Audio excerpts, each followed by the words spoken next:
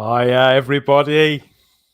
Good to see you. Well, I can see you, but you can't see me. Welcome, whatever time zone or time stream that you're joining us from across the Whovians. Back to the Spacebook, the best channel that you'd never heard of. For Type 40 Live here on a Thursday evening. Going to be a bit more laid back here than usual, I think. It's been a long day. And even though we have a TARDIS, it doesn't, we can only fix so much. We're only human, we're not Time Lords here. But I am Dan Hadley, Birmingham's king of the geeks. And this is Type 40 Live, our live streamed sister show to the Type 40 podcast that we put out with the Fandom Podcast Network. Been doing that for nearly 3 years now. Lots and lots of conversations rolling on and on and on. So we thought we'd do it live, bring in a whole group of companions and friends and you guys watching along in the chat. So again, thank you over the last week or two. The comments that you've been giving on all these live streams, they're going up and up and up and up. We love having the conversations. The feedback is fantastic. Lots of questions. I think you sometimes credit us with more intelligence than certainly I've got. I can't speak for the others, but lots of conversations and good starting points for further thinking, for further reading. So thanks for all of that. We do try and answer as many as we can, not just myself, but some of the others too. We're going to be bringing them on in a couple of moments. So yes, this is 2 and a bit hours of concentrated Doctor Who talk just for you. Classic and new. This is where time and space meets common sense. And we have a few laughs along the way too. Just try stopping us. Hope you're all down for that. Let's see who's right in early doors. Ahoy. We have an ahoy. We've got an early ahoy here from our friend Crimpling Doubloon here. In the chat. There he is. I assume it's a he. Actually, I'm not entirely sure. Is Crimpling Doubloon a he or not? We need to know the answers to these questions. We've got Julian Raxor says, good evening. I hope you're all well. I'm very well, thank you, Julian. I hope you are too. I'll ask the rest when they come on as well. Who else is here? Wendology. From the Department of Wendology, it's Wendy herself saying evening, the Spacebook. And lots and lots of other people. Cynix says, evening. Good to see you, Cy. It's a new name. Don't remember seeing you before. Stick around. We're about to have something here that will tickle your end of the time vortex, whether you're a classic or a new fan. We do try our best. And there's Richard Brooks here says, hello, Dan. Hello, Richard. Hope you've all got a drink on the go, maybe. And fasten your seatbelts. We have lots to get through. Lots to get through this time. Who else is here? Hi there. Who's this? Alan Collins. Good to see you again, Alan. Oh, lots of familiar faces as well as the new name. So yes, I think it's about time we got started, don't you? Jamie Pring and that icon. Can't not mention that, Jamie. Okay, who first? Oh yes, I've been recording podcasts in the week. A few conversations coming your way. And one of them has been with this guy. We'll bring him in now to say hello. So it's my good friend, the original Hoonatic, Mr. Simon Horton. Oh, it's me, is it? Hello, folks. I wasn't at all ready for that. Hello, folks. Yes, I'm here. Keep on his toes, everybody. Yeah, absolutely. How are you? Okay. I'm good, thank you. I've got my cup of tea. Look, this is my motto for the day. There we are. That's when it rains, look for rainbows. When it's dark, look for stars. There we go. That's the story of my life. That is. If you live by that, I don't think you're going to be going too far wrong. So cheers, everybody. And that's the first time I've seen you with a non-Doctor Who mug, I think. Yeah, possibly is. Yeah, I've got quite a collection of mugs. I have got quite a collection. Julian Raxel asks if you're well. I think we're all well, aren't we? Garbage says, Dan has hacked Simon's webcam. He didn't know he was on.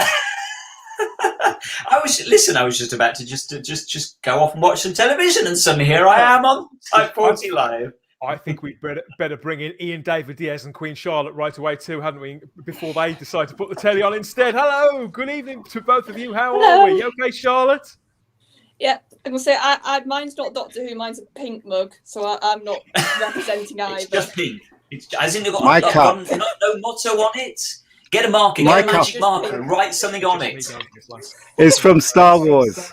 You know, when Luke Skywalker was drinking that blue drink, he was drinking the blue milk. I'm drinking Ribena. Wrong franchise. Although talking about Star Wars, we do have Pod Racing Palpatine in, defecting from that galaxy far away. Good to see you again, Palpatine. And Vanessa Law here says, "Hi, Charlotte. Hi again, Ian." Oh, dear. Hello. Yes, getting around a little. And Alan Collins adds that it's a classic lineup already. I think you certainly say that. I probably do count as classic. Yeah, classic. I prefer classic to vintage, but I would retro. That's what I prefer. We're retro. I can see Blue Planet is saying in the chat, 14th Doctor, Simon Horton. Yeah, bring it on! Bring it on! And an evening to the panel from Sunraider Customs. Always good to see you here too, Sunraider. Yeah, talking about, well, look, talking about me being classic or vintage or whatever else. I think that one thing that keeps me young is, oh God, I've got to be careful how I say this. It's okay, JT's not on yet. You can say we're not live. We're not live. We can edit it. Backtrack a little. Yes, it's okay. I believe, oh God, okay. Playing with my toys, there we are. And one such thing, yes, I'm a sucker for a bit of Lego, everybody. There's nothing I like better than to roll around on the floor, messing around with these little blocks of plastic. And yeah, I thought you'd all be interested in this because this is Doctor Who Lego. It's That's not official. Fantastic. I love that. Where's his hat? Oh, there's always he doesn't one. have his hat. In that particular scene, in that scene from The Awakening, he doesn't have his hat. I guess, yeah. As you've quite rightly said, this is a scene from the 1984 story The Awakening. They're recreated in glorious plastic bricks by Rick at the Brick Pandorica on Twitter, Charlotte. It's incredible what some people can do with Lego, isn't it? Oh yeah, it's especially those, like, you can tell they've seen something in the show, and it's that lovely feeling of having to create it again, which is I love. Which is all fandoms have it, but I think Who fans seem to have that need a little bit more. I like Lego until you step on it with your bare feet, and it really hurts. Pod Racing Palpatine, you'll like this one. This is my little Lego that I've got sitting right by my. There we go. That sits on my desk. That's of course Luke Skywalker from, of course, Revenge of the Jedi. Return of the Jedi. I apologise. Return of the Jedi. What thing used to get me about Lego, I never used to really tread on it, but what I did used to do was get a really small bit that I was looking for trapped inside the underside of one of the other bits. And I was looking for it forever, and it would always be stuck in there, and I could never get the side back out again. Yeah. I remember being obsessed by the little clear ones that used to make windows out of. I used to love those little clear ones. There was something quite magical about clear Lego bricks. I just loved them. I was into Meccano. Sorry. Oh, you're one of the clever kids. So that was a bit too practical for me there, Ian. There was all sorts of things with elastic bands and screwdrivers. Everything was involved in that. It was too much like hard work. Yeah, it was.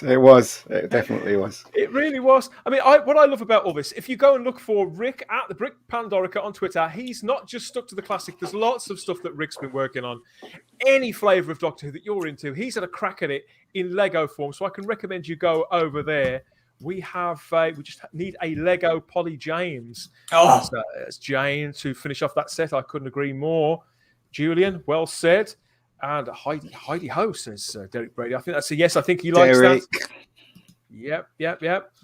So yeah, a bit of Doctor Who Lego. Garbage. Did you guys know if you're missing any Lego pieces, if you email them, they'll send it to you? What? Are you kidding me? Seriously? Can I email them and say I'm missing a Peter Davison? It's not out yet, I don't think.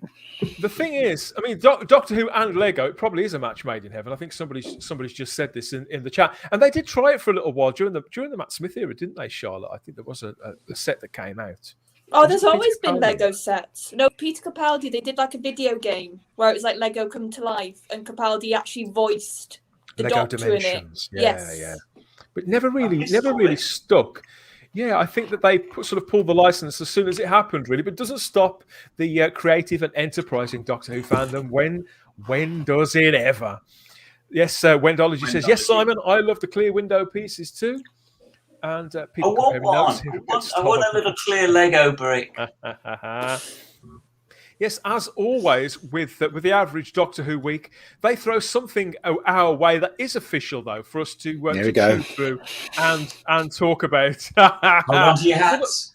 The first thing that I wanted to mention, actually, this time was a late announcement of this. BBC Studios announced the next classic Doctor Who story to be recreated in full animation, no less, in black and white. In black and white. Well, you say, Ian, but if they don't do this, we can't see them anymore. No, I'm actually upset because they lost it. Stupid idiots. Do you know what I mean? They actually either went over it or lost the actual tape itself. BBC. Yeah, it does. It does. Obviously, it knocks us all that we can't watch this. I mean, there is one episode of Galaxy 4. This is the William Hartnell story from 1965, the autumn of 1965. One episode does survive, and that's certainly it's only returned in the last 10 years, hasn't it, Simon? Until then, it was I'm trying to think. Very, very recently. Episode. Which episode is it that came back? Was it number 2? Something like that. Two or three. Came back.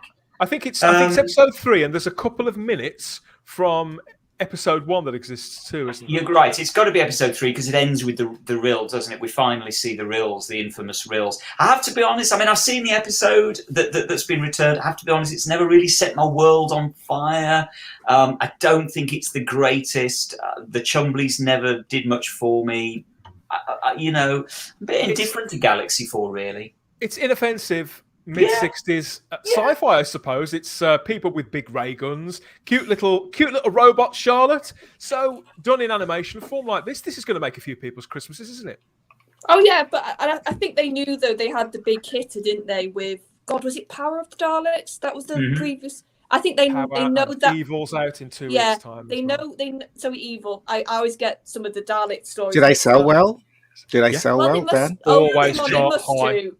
They must really do. They keep doing these animations, and to be fair, if that's the style they're going for on that front cover, I like that style of animation. Charlotte, I wouldn't hold your breath on that one. I know, think that's why I said if they have released a trailer. There is several teams. There are several teams there, 2 or 3 different teams. One based in Australia. There's another one who work on. I think they work on reconstructions. I think a couple of them used to work for Cosgrove Hall and work on the restoration team. And there's this team, this latest one, this Galaxy 4 one, is from the team at Big Finish Creative. So this is an arm of the audio drama company that we know them for, that now are doing the animations, headed up by Gary Russell, who has spent quite a long time working on animated series in Australia when he lives in Australia. So he's now working on this. So it's definitely not Jobs for the Boys, is it? It's definitely not. Okay, then. It's not going to Mates of Mates. No. Okay, fine. They're obviously picking the best people for the best. Sorry, not saying anymore. We have a quote here from Gary Russell who says, after a gap of many years, it's very exciting to bring the era of the first Doctor back into the animation world. Galaxy 4 is one of the most traditional of the 1960s Doctor Who stories, and it's been a real honour to work on this alternative version. Just get what's his name back to do it. What's his name? Who's the guy that played the first Doctor in the last episode? Why don't I just get him back and shoot the whole damn thing instead of just so annoying. I think as expensive as animation is, I know. Making anything in live action is still just that bit more expensive and hard. I bet you if they did do it, it would sell. It would be off the rack, and people would be buying it. I bet you. I wouldn't be interested. I don't want to see David Bradley play William Hartnell playing the first Doctor. No, I'd rather. To be perfectly honest, I'd rather see the Telesnaps reconstruction with the soundtrack. That's what interests me. Is the soundtrack interests me. I find them dull to listen to in isolation. So just give me a good Telesnaps recreation. The animation has never really set my world on fire, and the Web of Fear animation, the Web of Fear animation is just. It's not impressed with that. You live in Doctor Who, don't you? Because not setting your world on fire didn't John Pertwee sing that when he was in the TARDIS? He did, and then it blew up. Yeah, do you remember that? It must be acknowledged. It must be acknowledged that it is a mixed reception in the live chat that we've got, because we are streaming, as always, live to YouTube and to Facebook, and we have lots and lots of people joining us. And I'd say it's very, very mixed, the reception to this. Lots of people saying, just wish the animation was better. I guess it's a budget thing. And, it is a budget thing. They are niche releases. I think we've all got to accept this. I think there is mileage in your idea. idea, Ian. But where do you stand on animations generally, Charlotte? Do they work for you? Have you watched many of these? Do they bring it to life for you? I think it really depends on the team, because I think that's the issue they've got in general. They've got so many separate teams working on animation, so you don't get a consistency. You might get a really good animation for one story, like the Macra Terror, for example. I have seen that animation, and I think that's really well done. And Troughton, so much of his performance is in his face, and I think whenever they can get that well in the animation, they've really done their job. Whereas other times when it's not quite right with Troughton, you can see it a lot. I've not seen a lot of the First Doctor animations, to be fair, so I haven't got as much of a comparison. I just think it really depends. And I think they should have like one main team, and then even if it takes longer, I think fans would appreciate the consistency more of just that's the style of the animation, and that's what we used to. Time consuming. There have been Hartnell releases before. They released The Reign of Terror. That was a partial animation, but that's been quite a long time ago. And that was the guy who put together that Doctor Who manga style anime short film. And so that was very, very different to this. It was heavily stylized and full animation, whereas this is more that kind of Danger Mousey animation where the background sometimes Danger Mouse static a lot of the time. But you know, the background is very static. I know. Quite a lot, so it's but you know, sophisticated. But you do know, Dan, that there's this thing called Real Engine. And now it's free to everyone. Everyone can download Real Engine. I don't know if you know what Real Engine is. It's the same effects that they use on The Mandalorian, where they don't go to a set, they create it all in the computer. So Real Engine is available to everyone. All it takes is BBC to get Real Engine and get some people in mocap suits, and the animations, you can do it much more faster than a version of that is what's going on with the team working on these releases in Australia, isn't it, Charlotte? That Web of Fear one that you were talking about, Simon. So they are experimenting with that, but I think the money, I think that it is still relatively expensive. I don't think it's cost prohibitive, but it's relatively expensive. So they're only doing one episode at a time with that.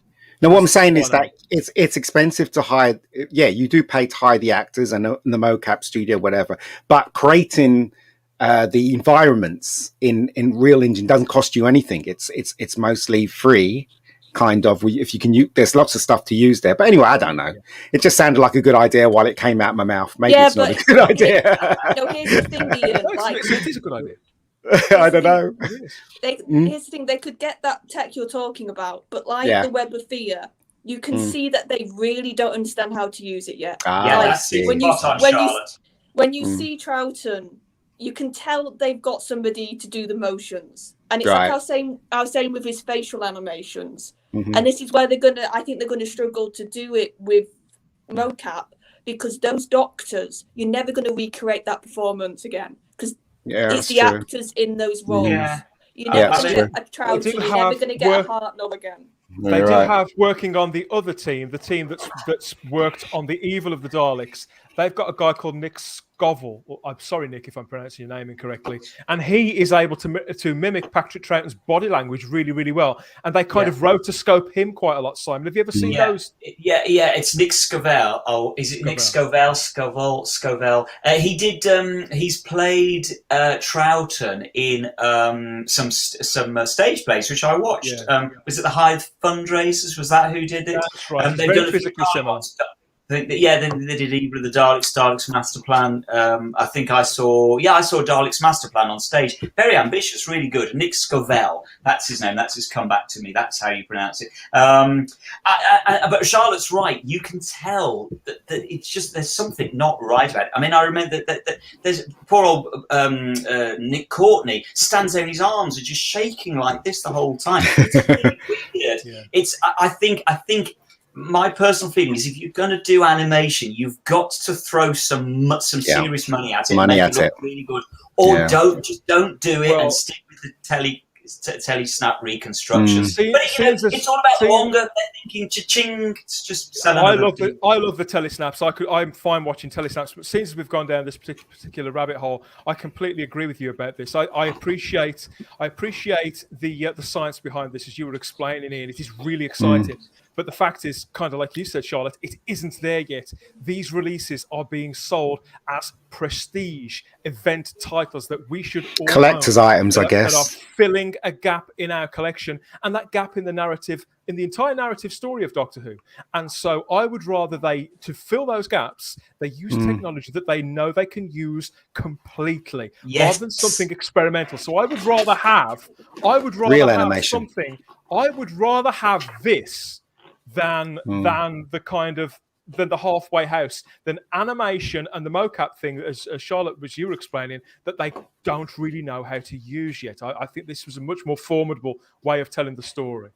Bloody BBC, right? They lose the Doctor Who episodes, but yet they still got black and white minstrel show on tape. You know what I mean? It's ridiculous, isn't it? Absolutely ridiculous. There's no justice in the world. What are you implying, Ian? Don't know. You've got the priorities wrong. I'm just going to go back to a point Richard Brooks made earlier on, way back up in the chat. Yes, Richard Brooks, they did use one of the Dravin's guns from Galaxy 4 in Genesis of the Daleks. They did, yeah. It's in there. In fact, I think it's the Thal guns, isn't it? The Thal guns. That's right. With the green plastic perspex end. Yeah, they reappeared in... all those years later in Genesis of the Daleks. Where are those guns now? But anyway, so Galaxy 4 is released in November, just before the anniversary that's coming out. It includes the remastered surviving original episode 3 and the surviving clip from episode 1 that we talked about, and telesnap reconstructions. For the people who aren't so keen on the animation, there are proper telesnap reconstructions on there of episodes 1, 2 and 4, along with audio commentaries, the photo gallery, production subtitles, all that stuff.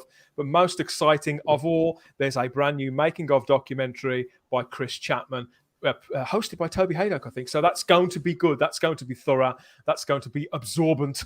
And for the people who like that little bit extra packaging in their lives, there's the Steelbook edition too for the Blu-ray with alternative artwork, which I'm not keen on these. They could have done better. Look at that. That's rubbish. That's terrible of Hartnell. That's rubbish. Look at that. Look at the hair. It looks like he's wearing a rock or something on his head. What is that all about? Awful. Awful. The cover of the regular edition DVD that you do, that's much better. Way better. I have to agree. But I'm all for these things being released, and eventually we will get them all. I expect that 2 or 3 will probably come out next year via all these different teams. And as with all things to do with Doctor Who, Simon, you can't please all the people all the time, can you? But am I the only one? Am I the only one that's left kind of thinking that this is fine? But I'm not buying these. I'm not buying these standalones because I know eventually these are going to come out on a box set, a season box set. So why would I buy it? I suspect that with this line of products, that there is a certain degree of when we invest in these, we are investing in the entire line of Doctor Who products from BBC Studios, and that by us buying these releases, we kind of ensure the continuation of all the Blu-ray range, including the box sets, is my gut feeling. I don't know that. I mean, maybe when I'd like to get Richard Molesworth back on the show because he's always very forthcoming, tells us whatever he can. I'd love to know how much of a crossover there is there, because to me that would make financial sense. That all these releases support one another. What are your feelings about this, Charlotte? I mean, because all these stories, they are undoubtedly going to come out again, but then again, we could be waiting for 4K stories as well. I mean. Yeah, but do they milk us? Oh God, yes, they always do. Though it's not like it's new that the BBC are milking the fan base. But I do think it's good for fans like me who are still trying to catch up on classic, because it's there, it's available. If we want to watch it, we can watch it. Because going back through classic, I've really fallen in love with Troughton's Doctor. Like, there's a few other classic Doctors I really like, but I seem to. We hear this over and over again, and it's we do. and I love and I could have not had that if they didn't have these animations. I would have just had very spotty episodes to watch of his, and it's lovely to still have these stories in some fashion. So and it's wonderful that Hartnell is the subject of this new one, isn't it? Because you see a still from Galaxy 4, and for all that we can tell that these things were apparently shot. They were shot in a studio, everybody. But that's an No, alien that's world, location, Dan. and these are wonderful creations. And I just love it all. What Gary was saying about the fact that it's very kind of lost in space. It's a little bit of Irwin Allen, but shot in Lime Grove at that point. I think they were still in Lime Grove, and it's all part of the charm of it. But I love the fact that we get these alternatives too. I love the fact that we can watch them in black and white or color. I always go for the black and white myself, but I love the fact that black and whites exist. We've got a Facebook user here says, I wish they would include a 4-print of the telesnaps on the record releases of the missing stories to make it easy to follow. I'm surprised they don't do that, Facebook user. You have to, so for the people out there who are watching on Facebook, you have to let StreamYard know who you are, and then StreamYard can tell us who you are too.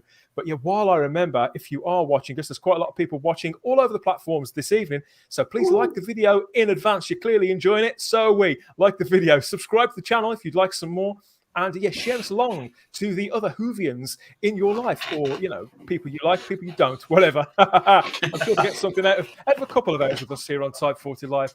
Who else? We've got a few more comments coming thick and fast.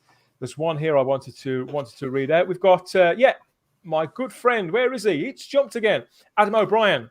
The lethal mullet from down under says, hello. Good to see you, Adam. When are you coming back on Type 40? That's what we want to know. Forget about Bad Wolf. That's a bad logo. We've gone for about 2 weeks before somebody mentions the logo. That has to be a record, Darren M. Thanks for joining us this evening, my friend. We need a counter. We need like a little counter. How many times? We agree with you, by the way, Darren. We do agree. a swear box, Charlotte. That's a good idea of Sam's.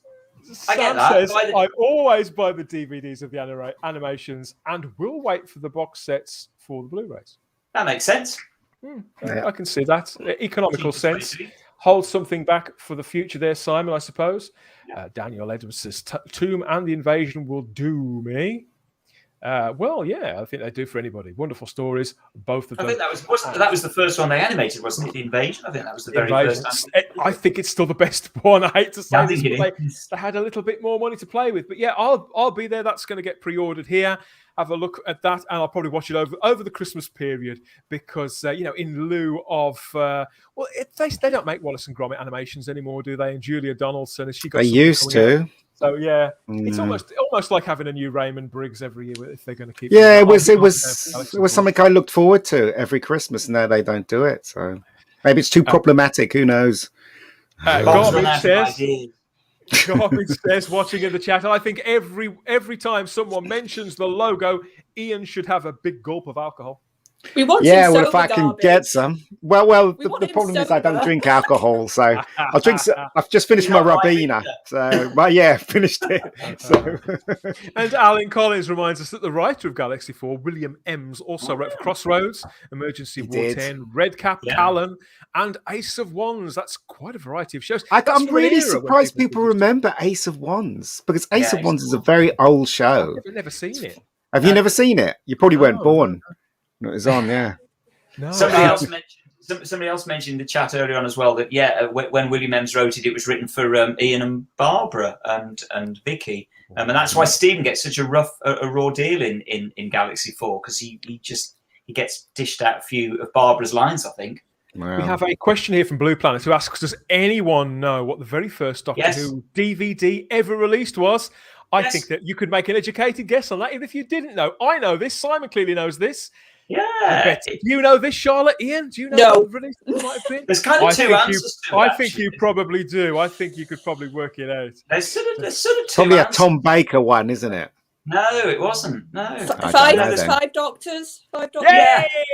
Five Doctors. Oh. It's 5 Doctors. But the very first regular release, that was kind of a special edition thing that they released to sort of test the water. And the first one that they actually officially then released as the start of the line. Does anybody know what that one was? Anybody remember? That was Robots of Death, wasn't it? Robots of Death, absolutely. Yeah. Robots of Death. That's a great one. One of the best. What a fantastic story to start. I used to have 5 Doctors on VHS. I used to. I don't know where it's. I probably dumped it somewhere. Brilliant. I've been paying attention after all, everybody. Okay, back to back to the 21st century and the future of Doctor Who, the near future of Doctor Who. Just in case, I never get tired of saying this. So since the announcement of the departure, Yeah. Chris No Chibnall, more Tony photos. Whittaker, yes, they're going. Since the announcement of the departure of these two absolute I mean, Doesn't Chris look as though he's about to throw up there? distinguished. Simon, does. that's his normal expression. Have you not seen him in an interview? I'm sure he's a lovely bloke. probably. Okay, yes. So a few weeks ago, we found out that yes, the miracle has happened. The end, the nightmare is nearly over, and they are leaving. So yeah, euphoria was the general reaction, and as always with Doctor Who fans, speculation begins. It all starts to churn. It's quite natural that we focus on who will be the next Doctor, particularly now in these times where absolutely everything has been so politicized. But of course, before we get there, there's the question of the new showrunner too. So that's all wrapped up. It's like an enigma wrapped up inside a question. What's the quote from JFK? How does that go? You know how it all is. It's a lot like that. But that doesn't stop us from speculating about who could be the next Doctor. And it's not just us that are speculating, is it, Charlotte? It's other doctors are speculating about it too. So Matt Smith this week, Matt Smith, he's been out doing the rounds promoting his new movie Last Night in Soho, that new Edgar Wright film that's coming out. And he has put forward his own candidate to be the next Doctor, somebody that he wants to back. So who is this, Charlotte? And what do you think about the prospects for Rhys Ifans as the Doctor? Rhys. I was going to say, I don't know the actor, but just he has a good look. I'll say that as a Doctor. You put him in like scruffy clothes, I think he'd be an interesting Doctor. Just as a Is he Welsh? Is he Welsh? Indeed, and well remembered.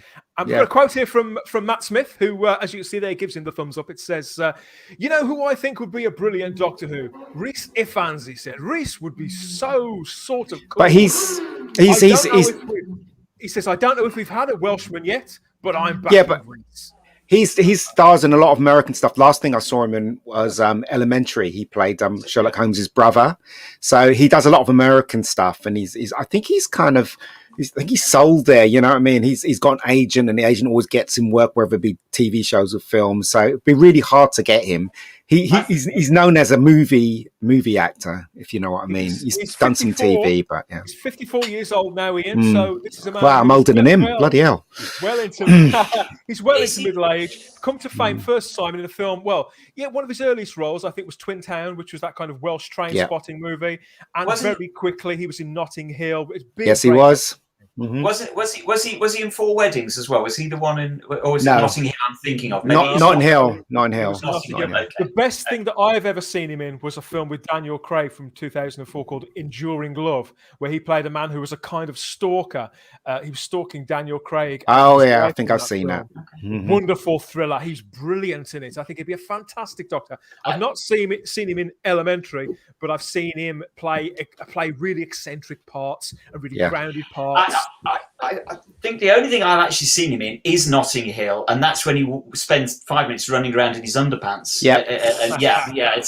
We've all been there. Having said that, Peter Davison, his first role on television was running around in underpants in The Tomorrow People. So you know.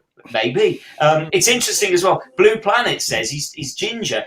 Finally, the Doctor will be able to say I'm ginger. So he's more blonde. He's more blonde now than ginger, isn't he? So I mean, this suggestion from Matt Smith, one could say it's rather naive because, of course, the three things against poor Rhys is that he's male, he's white, and he's straight. So it's quite unlikely the BBC are going to go for it. But the fact is, Rhys Ifans is a great actor. I don't know about you, Dan. I just thought I saw this. Was it this morning or yesterday? I saw this from Matt, and I thought it was a bit of a backhanded compliment to say, "I don't think we've ever had a Welsh Doctor, have we?" What? That's the criteria. He's very Welsh. It just goes to show. I mean, I haven't actually heard the tone of voice in which Matt said that, but it just goes to show that the conversation around this part is all about identity at the moment, and it bores the pants off me. It really does. Do you know what? I know someone that knows Matt, and as I said, he told me, but it's just what he said. It's not what I'm saying. He said that Matt is totally against what they did to Doctor Who. Oh no, he's shown it. Do you not? Totally against it. He thinks they wrecked the show. Yeah, he thinks they wrecked the show. In a stream, he was in a stream with Billy Piper, And Right. she brought up the special, the New Year's Day special hadn't aired yet, and she said, "Oh, why isn't it at Christmas?" And he went, "I don't know. It's at New Year's." But this is the next comment. He said, "They've downgraded it," and he said that on a stream. So he's did say that, sneakily yeah. sort of He showed basically he's not happy. reversed what Jodie said when she said she had an upgrade. So he reversed it back to her, which is good. Very good. So, Both he and Billy Piper, you could see it in their eyes. They were. I mean, Billy doesn't seem very up on this at all, but she's got a successful career and a family to raise, so I don't suppose you can blame her. But Matt Smith, you could tell he was. I think he was throwing shade. Is that the right phrase, Charlotte? As a resident young person. Yeah, no, I think Matt is one of he's one of these actors that obviously they all have to play the game a little bit, don't they? They have to be careful. No, they have to play the game totally. It's not a little bit. They have to play it. So, Same thing with David Tennant. David Tennant is conflicted because he's friends with Jodie and he's friends with Chibnall. So he's kind of, he doesn't know what to say. Do you know what I mean? Yeah, so sorry, Charlotte, go ahead. It's all right. The difference is Tennant has shown his politics plenty since he's left the role. Matt has never really talked about politics. He's not known for that, and he's very sort of, he comes across to me as a bit old fashioned, that he'll just talk about the work. He'll just promote what he has to, and he won't tell you his politics. So it makes sense that he would actually suggest this fella. They tried to put him on the spot this week on that press junket, didn't they? Did you see that footage of him being interviewed with? They tried, didn't they? And he didn't play ball. They really did. What did he say? He said as little as he possibly could get away with, didn't he, Charlotte? Well, he should just with like females because of the film, something to do with females in films, and he sort of gave a very, like I said, very carefully worded. That's what Matt does in interviews. He's very clever how he words things. Vanessa Law, I think she's been watching that. She's watching in the chat too. She said you should have seen him in an interview with the girl from the movie when they were talking about the patriarchy. Yes, they went into all that conversation, and he just looked down at his shoes, flicked his hair around a little, and looked across at her and said, "Well, it's hard to add anything to what she was saying." And oh, that's diplomatic. That's very diplomatic. Yeah, he knows which side his bread's buttered, as my nan used to say. What else? His bread's well buttered, as my dad used to say. Yeah. So there you go. Got another suggestion here, talking about casting people regionally. Adam O'Brien from Down Under says, "G'day, mate. How you going?"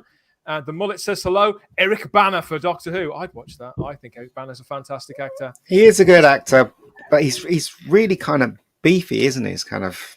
He is. We've never had a beefy Doctor. Well, you could say we haven't. Colin's quite well. He was quite beefy. He's lost a little timber, but he's still quite beefy. No, what Colin? What he now? Wasn't you mean? beefy. Yeah, he's beefy now. But no, I don't know. It depends. Reese would make a good Reese would make a good Doctor. I agree with Matt. Reese would make a really good Doctor. He's quite intense as an actor. So he'd be really good, but he's a movie actor, and he'll probably never bow to the BBC. But like you said, he's been in elementary, and he's getting towards that age. Yeah, but that's maybe Ian, maybe a nice. No, hold on.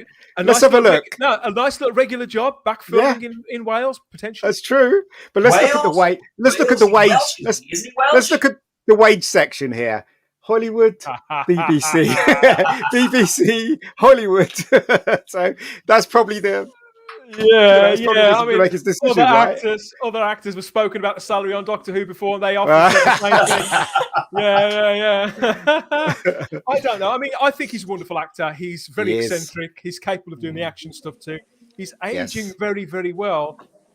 And... Do you know who would make a good Doctor? I just thought, because I was thinking Reese is the guy who plays Vision.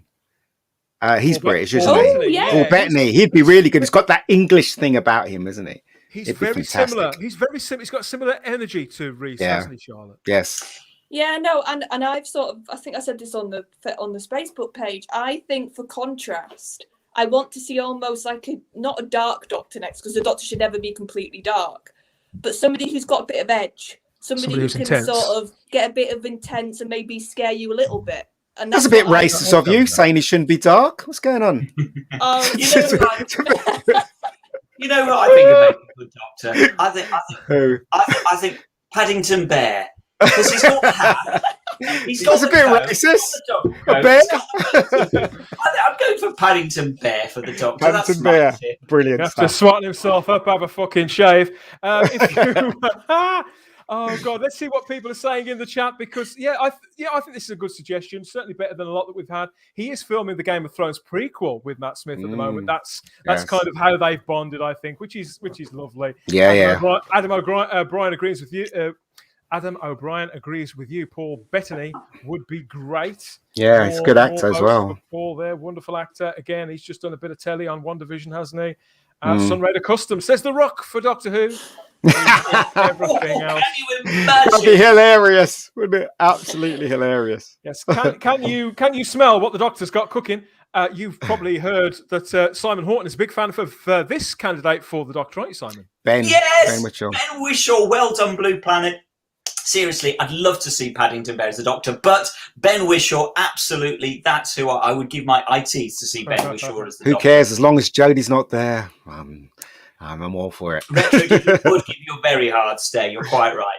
And he's got the marmalade sandwiches as well, so we replace the jelly babies with marmalade. Would you like a marmalade sandwich? It's all there. It's just Absolutely. He's there. I did always wonder about Paddington's pockets because... to house all those sandwiches. They're very deep pockets, very voluminous pockets, as Terence Dix used to say. Wait a sec, didn't Ben Whishaw voice Paddington in the movie?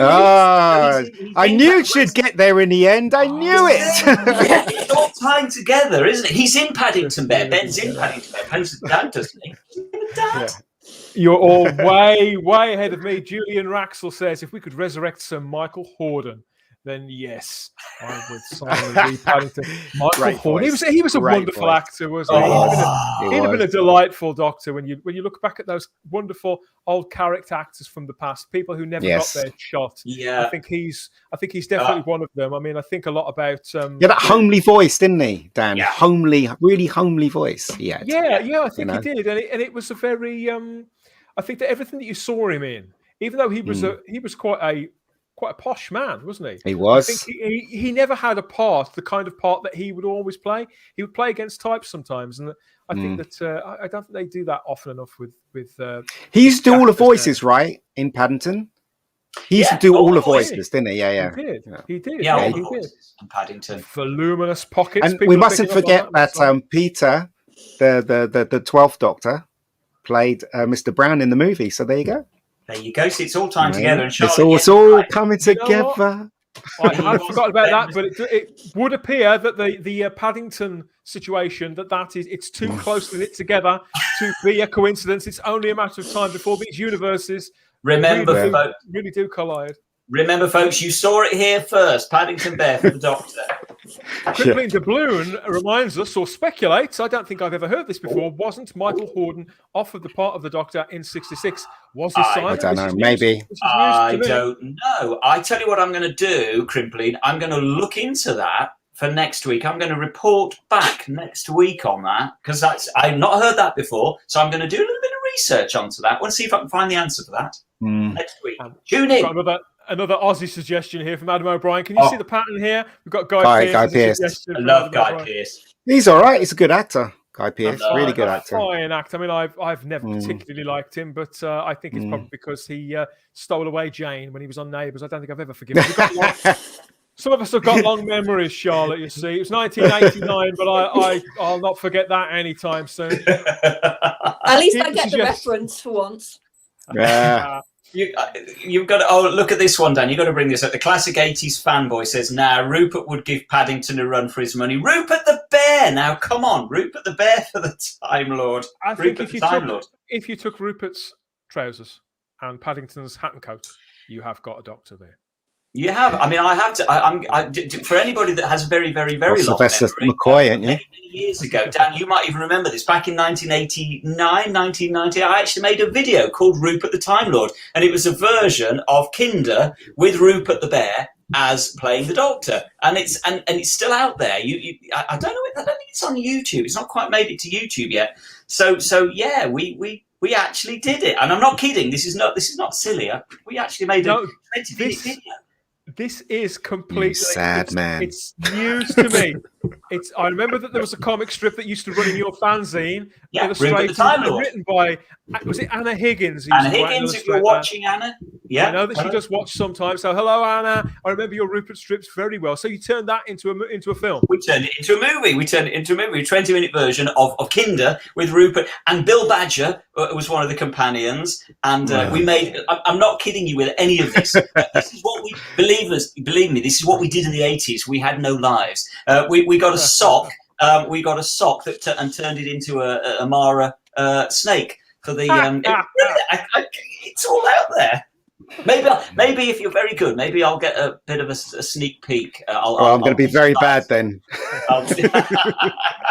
Talking about the eccentrically dressed, I wanted to take a look at this piece of new merchandise that's on the way. We're looking at the in the figurines area this time. Here we go. I wanted to know what you would think of this, Simon. This is 13 and a half inches of Doctor Who.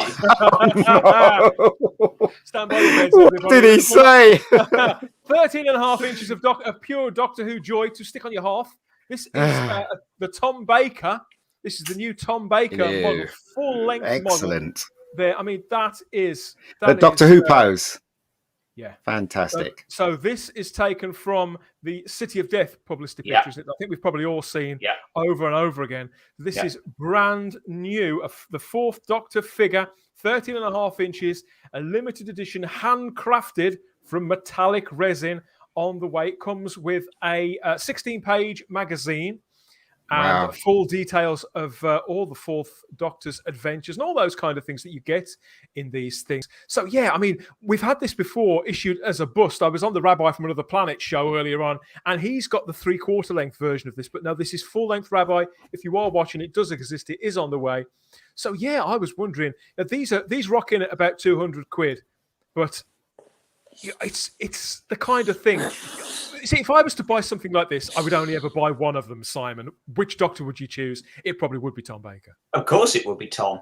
It's beautiful. It's the face. I'm just not sure about the face and the hair. It's absolutely magnificent, apart from the face and the hair. Am I the only one that kind of thinks the face and the hair isn't quite right? Am I just being picky? I'm sorry. I don't know. You can't see it so small. If you can zoom into his face, we'll be able to. Can you zoom in? I think it would go. No, I can't zoom in any more than that. I might be able to. Hold on. Let's. Do you know what it could be? I think they made him look older than he actually was. Yeah, maybe you're right, Charlotte. He looks a bit like you said, yeah, it does look a bit strange, doesn't he? The hair looks more like a helmet. We're back to the William Hartnell hair on the back of Galaxy 4. It looks like a kind of helmet rather than. I don't know. It's just. And he looks like he's dead behind the. Do you know what I mean? It's not real, Simon. Now you've said that. He looks a bit boss-eyed. He does a bit. He does a bit. Yeah, he does a bit. He looks K-eyed. He probably was. To be fair, in City of Death, filming in Paris with Lara Wood, he probably was K-eyed. But it's nice though. I wouldn't mind having one of them. Yeah, I wouldn't mind having one of them. It's nice. Nice to stick on your wall or on a shelf or something. Yeah, it's quite nice. We're getting towards the time of year where these more deluxe items are starting to appear. And Christmas. When they list them, for release, obviously it's months in advance. And you can often buy these in installments. That's the word I'm looking for, in installments. So you put down around 70 quid, and then there's, say, 5 more payments that take you up to the total. So whilst it's too steep for my pockets, not when there's Blu-rays and other things to come out, but I haven't ruled out buying one of these eventually. I mean, would it be Tom or would it be Peter? I don't know, but I love how authentic the scarf is. The colours, the scarf's fantastic. The colours, Classic 80s fanboy says that as well, and the scarf's beautiful. It's nice. Put me down as a fan. Let's see what people say in the chat. Has anybody been collecting these in the chat, or anybody got them on pre-order? Scarf looks great, says the Classic 80s fanboy. Yes, you're right. Mega Neurobyte adds that even character options and Eagle Moss do better likenesses than Hero Collector. Do they? I'll take your word for it. Actually, Mega Neurobyte is somewhat of an expert on these things. Adam O'Brien simply adds Tom Baker. Shada. And Julian Raxel reminds us that is Soho era Tom, where they used to have to pull him out of the pub and Julian, push him that's into the camera. Why he looks. That's why. Yeah, I was going to say. True to life, folks. That's how it's marked.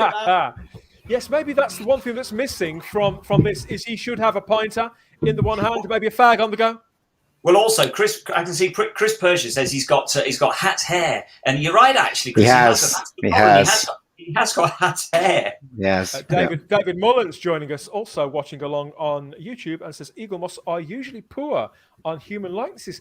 Are they though? I saw their Roger Delgado, and that looked really good. And their John Pertwee, where he's got his hands on his hips, that looked quite good to me. Perfect to me. But if you actually own one, obviously you probably do know better because the prototypes.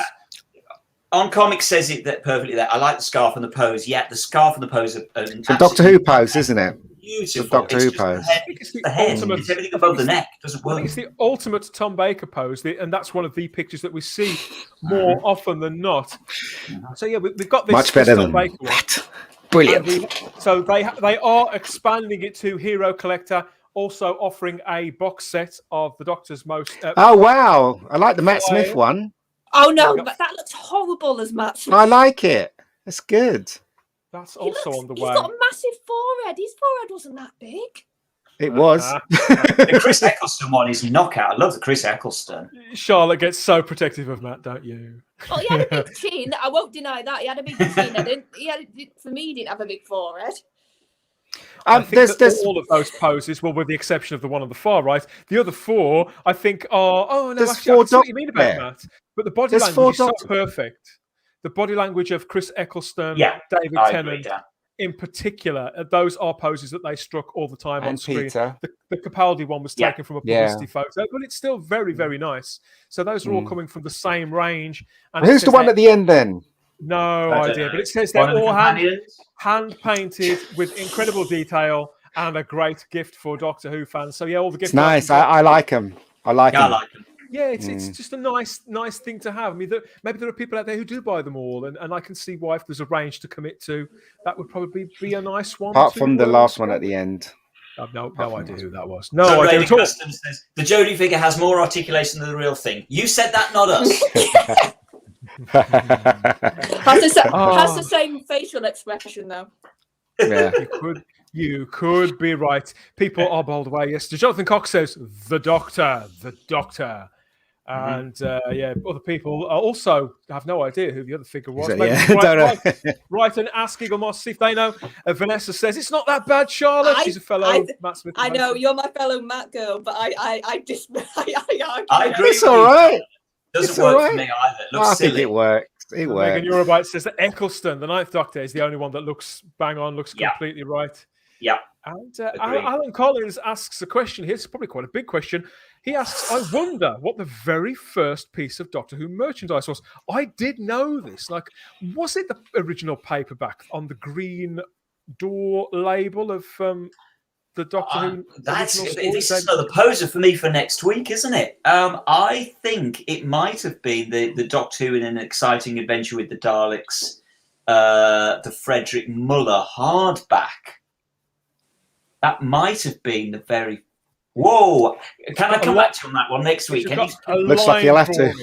A line drawing on the cover, and it was way before the Dalek playset. That's a good point. It would have been way before that, costumes and whatever else. But yeah, I know there was a big wave of it. There was nothing, and then it all sort of started to tumble out. So it'd probably be hard to identify. Yeah. But speaking of nostalgia, I think that the time has come, everybody, to hurtle back through time, to press the fast return switch, and for Simon to open the 500-year diary so we can visit all our yesterdays in the On This Day segment. What do you think, Simon? Are we ready, everybody? And I should add, yes, JT, he's not here tonight. Yay! He hasn't stayed away just to avoid this section. He's hurtling down the motorway like Donna Noble in his spinning box at the moment. He's been on a top secret mission, and he did catch sight of the brand new Doctor Who annual. He messaged me earlier on to say it was crap and to save your $7.99. He should be back next week if he's not back later on. Yes. Cue the little sting. We're going On This Day.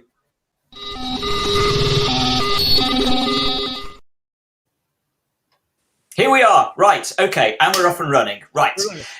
Incredibly, hold on to your hats, because incredibly, this week we are marking the premiere of 17 episodes. Count them. 17 episodes were broadcast for the first time over the years. I'm not going to list them all. There's things like The Magician's Apprentice, Listen, A Town Called Mercy, Battlefield, The Smugglers, Galaxy 4. Galaxy 4 Episode 2 was transmitted in 1965, 65 years ago. Horror of Fang Rock, Mask of Mandragora. There's too many to mention. 17 episodes. So it just goes to show what we talked about in the past, which is this is the time at which Doctor Who restarted. So we cannot possibly talk about all 17 episodes, so we're going to concentrate on just a couple. It's 10 years, it's exactly 10 years since we were watching The God Complex in 2011, which, of course, there we are, we're back with Matt Smith, Amy and Rory, exactly 10 years, written by Toby Whithouse. He wrote 8 episodes in total. My personal favourite of his episodes was School Reunion, not least because of the return of Liz Sladen and K9, but I think it's a cracking episode. But this is a good one as well, directed by Nick Hurren, who also did another 4 episodes after this. And starred David Walliams in ridiculously heavy makeup to the point where he was almost unrecognisable. And nearly 7 million people watched The God Complex back in 2011. It was good. Charlotte, I'm guessing you love The God Complex. This is one of my favourite Matt episodes because it fully looks at the guilt complex and the sort of God complex. It's sort of all of that ideas with the Doctor, and it fully goes into that, and I love it when they do that. Yeah, I think it's a very memorable story from a time of the show where I wouldn't say it was all over the place, but where it was kind of, I think we've spoken before how it got a little bit bogged down in the overrunning storylines. And this one, it had a lot of strong imagery, and there was something for everybody to do in the cast. Studio-based. I haven't seen it for a very long time. It was heavily studio-based, One of the things I liked about it was the fact it was all mostly set in this mystery hotel. It was like a Sapphire and Steel story in that. It was. Finding it Sapphire and Steel. The bit that I don't like is when they actually leave the hotel and he goes out into that kind of weird sort of netherworld. Computer world. Yeah, I'm like, no, leave it in the hotel. The hotel was cool. That worked. Am I right in remembering that the Naimon get mentioned in it, or am I misremembering that? Yes, they do. Yeah, I thought they did. I can't remember line, isn't it? Can you remember, Charlotte? What? It's like the holodeck, wasn't it, at the ending? Well, no, I think it's just like a one-off line. I don't think it's a big... Yeah, it is, isn't it? But I can't remember what they say about them. It was a cracking episode anyway, and I loved the monster itself was knockout. Awesome. Great costume.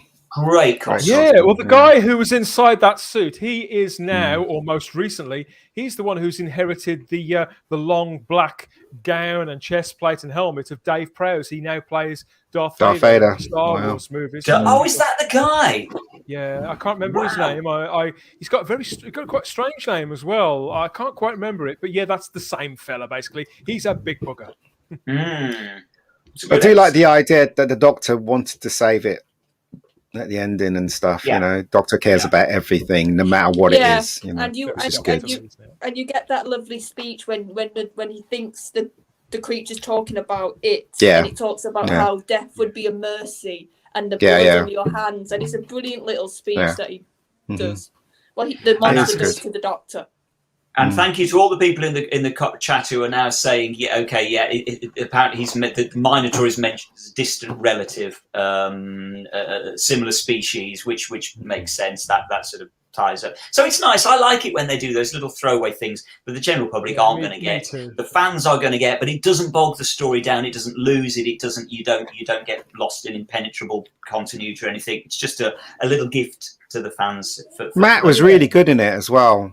Being fully, so full consistent. Doctor. Yeah. That actor was so consistent in the part. I mean, as much as, even though I think I prefer my favourite one, I think that Matt Smith is the most consistent of all the new series Doctors.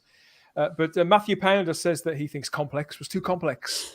But generally, this episode does seem very popular. Most people seem to think it was good. Love the music.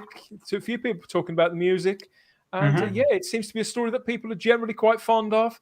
And lots of people chipping in on the 9-1 thing there. Yeah. What else have we got this time? Yeah, well, incredibly, we're going back a little way now. We're going to crank up the old time rotor now because we go back 53 years to episode 1 of The Mind Robber from 1968, the year that I was born. 6.86. It's interesting, this is because 6.86 million people watched The Mind Robber Part 1, which is virtually exactly the same number as watched The God Complex. So that's... How did they hold on to that when it was spinning out of control?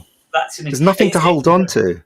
Oh, it's magic! It's magic. A few facts on The Mind Robber. It was written, of course, by Peter Ling, who we can see on the left-hand side there. And tragically, this is a bit of a bittersweet anniversary, this, because it's 53 years since we saw The Mind Robber Part 1, but it's actually 15 years this week since we lost Peter Ling, the writer of The Mind Robber, who died in 2006, aged 80. So bless him, he went and popped his clogs in the same week that we were celebrating the anniversary of The Mind Robber. And Simon, wasn't he a writer for quite a long time who his contribution to Doctor Who was quite small, but he was a bit of a mysterious figure for a while. He'd never been interviewed, had he? And then they managed to track him down. No, this was Peter Ling's only contribution, and I think the reason he went quiet, Dan, really was very much because apparently he felt a bit of an imposter on the show because he knew he wasn't a sci-fi writer. For those who don't know who Peter Ling was, he created the infamous Crossroads, who anybody of a certain age know exactly what Crossroads was. I do. It was a notoriously It was filmed up the road. It was, Dan. It was filmed up the road. It wasn't that bad. It was terrible. It was terrible. I know. It was. So he created that, but he did various other stuff as well. He did real classic British stuff, The Avengers, Dixon of Dock Green, a lot of stuff, and only one Doctor Who, and he was just quite quiet about it. And we've also got reportedly, we've got Peter Ling to thank for Zoe's name, because apparently when he was writing The Mind Robber, he hadn't been given a brief as to who the replacement for Victoria was going to be, so he just created a generic female character and called her Zoe, and the production team liked the name, and so it's stuck. So we've got Peter to thank for that. A few facts on. Go on. Sorry, Simon. Was this the episode where they actually replaced the actor? Yeah. Oh, it was. Sorry. Yes. Yeah. I got it right. Well, this is The Mind Robber is a really troubled production because it was originally planned as a 4-parter, and the Dominators had been planned as a 6-parter. They dropped an episode from the Dominators and so gave it to The Mind Robber, which is why episode 1, which I still think is one of the best episodes of Doctor Who, period. And if you've never seen it, give yourselves a treat. Just go and watch the first episode of The Mind Robber, because it takes place entirely in this sort of weird netherworld and in the TARDIS, and it's nuts. But that was cobbled together by the production team because they had to quickly throw something together to make an episode of. And Peter Ling was really apparently not very happy about this being bolted onto the front. And interestingly, this is the only episode ever of Doctor Who that isn't credited to a writer. It has no writer's credit at the beginning or in the Radio Times on episode 1, because nobody kind of wanted to take ownership for it. This is brilliant. The stuff. This is the trivia. I had no idea about that world. Right. It's nuts, isn't it? You'd never have noted it. But then, Ian, you're quite right, because the other really interesting thing about this episode is that Fraser Hines, who'd been playing Jamie for a couple of years at that point, came down with chicken pox after episode 1. Yeah. And in those days, they filmed the episode and that was it. And there was no postponing or anything. So they had to film the next episodes. And so they replaced Fraser Hines with Hamish Wilson for 4 episodes, isn't it? It's 4 episodes. That's right, Mega. Yeah, we got chicken pox. And was replaced. The myth is that Hamish Wilson was Fraser Hines' cousin. He wasn't. There was no relation. But interestingly, Fraser Hines' brother, Ian Hines, is actually in the show as playing one of the Clockwork Soldiers. So that's where there is a family connection. So that's a total myth. They weren't cousins after all. I was going to say, that's what I thought. That was in my head, the story that they got his cousin in. He did very well, didn't he? He did a really good impression of him. But apparently, unless I'm proven wrong, my research says that no, there was no relation at all. But the confusion is, as I say, with Ian, who was Fraser's brother, who's a Clockwork Soldier. But it's very clever the way they just happened. The production team happened to fall lucky that this particular story gave a really easy way for them to explain why Fraser Hines' face suddenly changed. And again, if you haven't seen The Mind Robber, I'm not going to spoil it for you. It makes total sense. It works beautifully. Give yourselves a treat and go and watch it. One of my favourites. Sorry, Ian? One of my favourites. Every week on Type 40 Live. It's interesting, Ian, that it's one of your favourites because apparently it's also Patrick Troughton and Wendy Padbury's. It was their favourite story as well. Yeah. They pulled that out as they always apparently said that was their favourite story. So, do you think that they used to say that as a wind-up of Fraser? maybe because you know how they were together. I think it's quite possible. You're quite right. But it's a cracking story. I love The Mind Robber. It's still one of them. Have you seen it, Charlotte, yet? Have you watched that one yet? No, it's like I said, I've got a few Troughton I haven't watched, and because it's a 6-parter, sometimes they take a bit longer for me to get. Oh, sorry, 5. Yeah. It just that takes a big chunk of my. Yeah, it's definitely on the list. It's well worth watching, and as I say, BBC didn't lose that episode, did they? They didn't lose that episode. No, they've got all 5. Oh, great. Because if they did, then you could just replace it with the black and white minstrel show. Because they saved them, didn't they? A bunch of idiots. You're not bitter about this at all. I'm really bitter about it. Second mention for the anyway, so moving on. We've got one birthday that we're celebrating this week, and one death as well, on exactly the same day. And it's today. Today we wish very happy 66th birthday to Janet Ellis, MBE, believe it or not. Did you know she was an MBE? I didn't know until today. No, me neither. I've got to be honest. No, I didn't. But I used to fancy her. You didn't, do you? You shocked. Hey, what do you mean used to? I'm still a big fan of Janet's, yeah. So Janet Ellis, yes, played is it Tekka or Tiga? I think it's Tekka, isn't it? I haven't watched Haunts of Nightmare very much. It's not one of my favourites. Although I'm so glad, Dan, that you used that particular photo from the Haunts of Nightmare, because I absolutely love Lalla Ward's Red Riding outfit. Yeah. That's if I was straight, I would be going for Lalla Ward. I tell you, I just. Yes, it's very. She fills it out beautifully, doesn't she? Oh, she does. Love the gloves. The red gloves. Love the gloves. Love the red leather gloves. Anyway, back to Janet Ellis. Yes, so she's 66 today. Happy birthday, Janet. Sadly, and this is the real sadness of this. Simon Gibbs Kent, who you can also see in that photo, who was played Seth in the Haunts of Nightmare. There we go. Who was, of course, Tekka's partner. So the two of them, lead throughout the story. He sadly died on this very day itself, on Janet's birthday in 1987, and he was just 28. So wow. We're talking 34 years ago. He died, age 28, on Janet's So the irony of this is that it's her birthday and it's his death day. Bless him. Yeah. He was I don't know whether you guys can remember him at all, Ian and Dan, but he was a big child actor in those days. He was a massive child actor. He played most memorably probably, he played the lead part, Stephen, in the M.R. James story Lost Hearts in 1973. Which is if you've never seen it, it's one of the. So I gather that would be a ghost story then. It's one of the Christmas ghost stories. It's one of the Christmas BBC ghost stories, and it's a really creepy one. And he plays the lead in that. He was also in The Tomorrow People, in The Prince and the Pauper. He was in the first episode of Blackadder. He did loads and loads of stuff, and he apparently died of a morphine overdose. Oh dear, that's really, really sad. Just say no. When I look at this, I mean, you'll find many fans of the Haunts of Nightmare, but of that era, the innocence of that time, and I think seeing Janet Ellis in there, and obviously her daughter now is incredibly famous, certainly in the UK, Sophie Ellis Bextor, and there's that strong family resemblance. But when I was a boy, Janet Ellis was one of the Blue Peter presenters, and there was always one in every sort of cast when they would rotate them and change them and all this. There was always one you'd sort of latch on to and maybe have a crush on more than the rest. And for me, it was definitely Janet.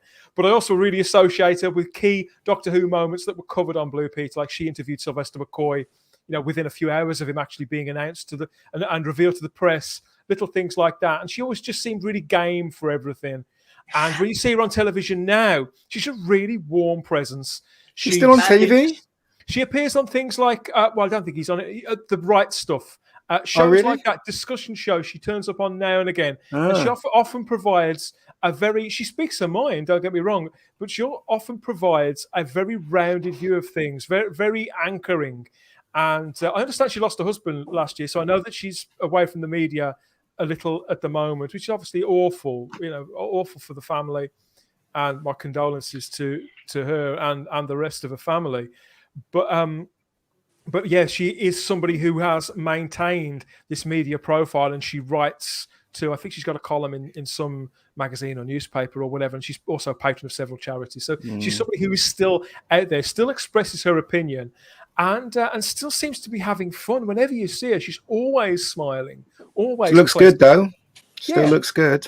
And I'm sure I'm right in saying as well that she's when she was the Blue Peter presenter, which she did for 4 years, so she was there for a good old while. She did the Trial of a Time Lord section, and she isn't she there when her dad gets out of the L1 robot, because her dad was the special effects guy that was running the L1 robot on television in Trial of a Time Lord, and he turns up on Blue Peter. So there's all those lovely connections. There we go. Janet Ellis's father. There we go. Thank you.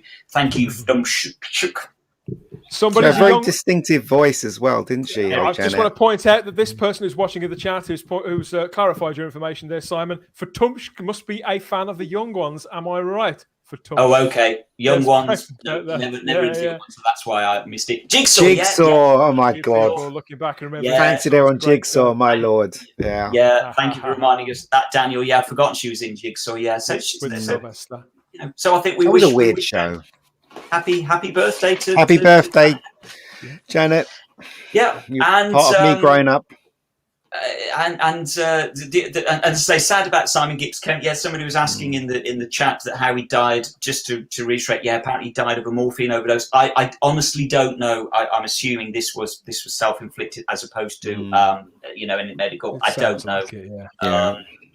28, bless him.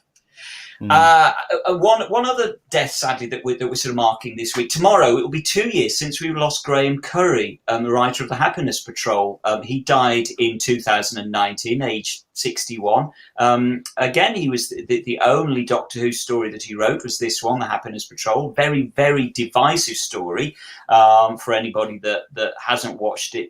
When you get round to watching it, you probably see why.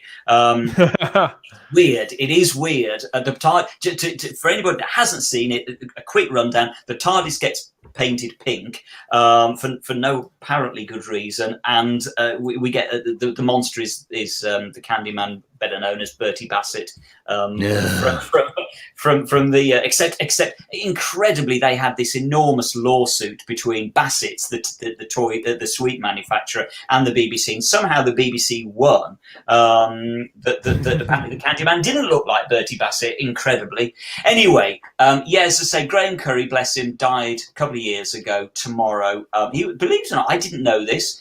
He was a professional singer and an actor as well as a writer. He won the Cosmopolitan Young Journalist of the Year in 1982, so he nearly went into journalism. And he also wrote for EastEnders and The Bill, so along with numerous other, just bread and butter BBC and ITV shows. So he was a very a very prolific writer, but only ever did the one Doctor Who, which, as I say, was somewhat divisive story. It's Marmite. It's a Marmite story, I think. That's Graham Curry. We've got a picture up on the screen at the moment. One of these wonderful sort of Polaroid shots from behind the scenes on Silver Nemesis. That was funny enough, and that's Graham Curry on the right there, isn't it? With his Sylvester McCoy's got his arm around in there. Yeah, because he made an appearance in Silver Nemesis as one of the tourists, along with various other minor celebs of the day from the Doctor Who world. He's in the walk-on part of Silver Nemesis when they walk past in Windsor Castle. So a couple of years since we lost Graham Curry. There we go. I'm a big fan of the Happiness Patrol, and I can't wait. I think we ought to review that at some point in the future. Yeah, I think it's great. Count me out of that one. It is Marmite, isn't it? It is the Marmite story. Oh, seriously. So that is literally something for everybody in there. Have you seen the Happiness Patrol, Charlotte? No, I know it by reputation. I've not watched it. When you've seen it, I can't wait to hear what you've got to say about that. Don't do it. Yeah, I'll message you a review once I watch it. Magic. Yes, well, thanks for putting all that together for us, as always, Simon. It's so much fun to sort of shuffle around the decades like that. Heading back to 2021, now watch your ears.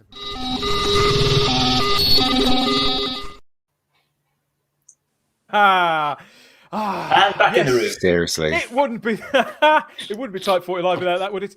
And yeah, this is the junction of the show where, just in case that noise has made you slightly nauseous, you can slip off to the bathroom and check. Wee time. Right. Yeah, it is that time. It's the Type 40 ad break, so time for you to either put some out or take some in. Maybe you want to get yourself another brew or whatever else, while we have some adverts, some Doctor Who flavoured adverts coming up. So yeah, we'll be back after this little selection. So yeah, you either go and do whatever you've got to do, or sit and enjoy the adverts and get back to us in a couple of minutes. Bye-bye.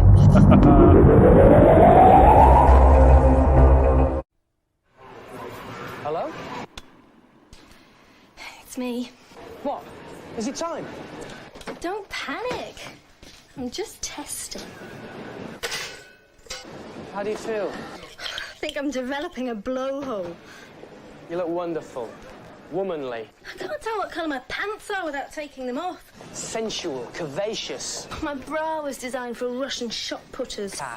To keep their shots in. All right, given you look a tiny bit bulbous. What? Let's stop after we've had 5. We're only having 1. I'm never sleeping with you again after what you've just said. Don't call me for half an hour unless it's an emergency. This is an emergency. I'm fat. You're not fat. You're just keeping our baby warm. You always say the right thing. That's how I ended up like this in the first place. Cellnet let people who can't be together talk. We're the big network.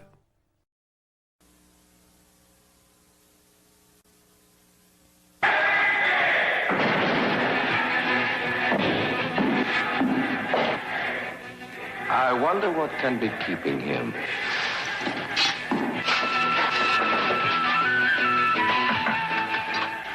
Pardon, Your Excellency, but the people, they grow restless. But my sunglasses! I can't find them! Where are my sunglasses? Major Mondo, we have a pair of missing sunglasses to find.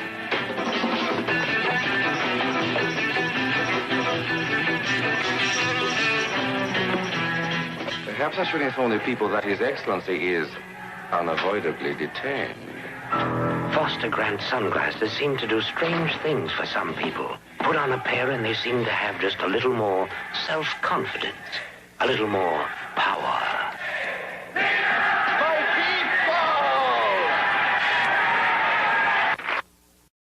They clean brilliantly. They're dermatologically tested. What else makes you buy Persil's non-bio tablets? Well, they leave the clothes beautifully fresh and soft.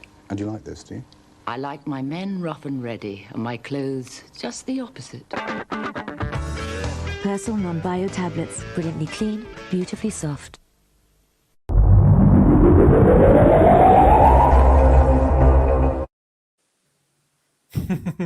Bit of a theme for the adverts this time there, Charlotte. Can you spot what the connection was between those three? No, because I didn't hear any of them. I don't know what it is to this iPad. I don't know where Simon's gone. I think he's just popped off. He's late back from the little boy's room. But yes, that was a set of adverts all themed around the Master. So we've got John Sim, we've got Jeffrey Beavers, and we've got Roger Delgado too. So yes, we've got Daniel Edwards said never seen Delgado in an ad before. Neither had I. Nor have I. Best Master said Blue Planet. He was. Roger, lots of affection here for Roger Delgado from Wendology and Enigmatic Joker. Chris Persia notices that John Sim was really young then. Yes, he really was. Young and fresh-faced. Talking of which, He's back. Sorry about that. I always get kicked out for some reason in the adverts. Sorry.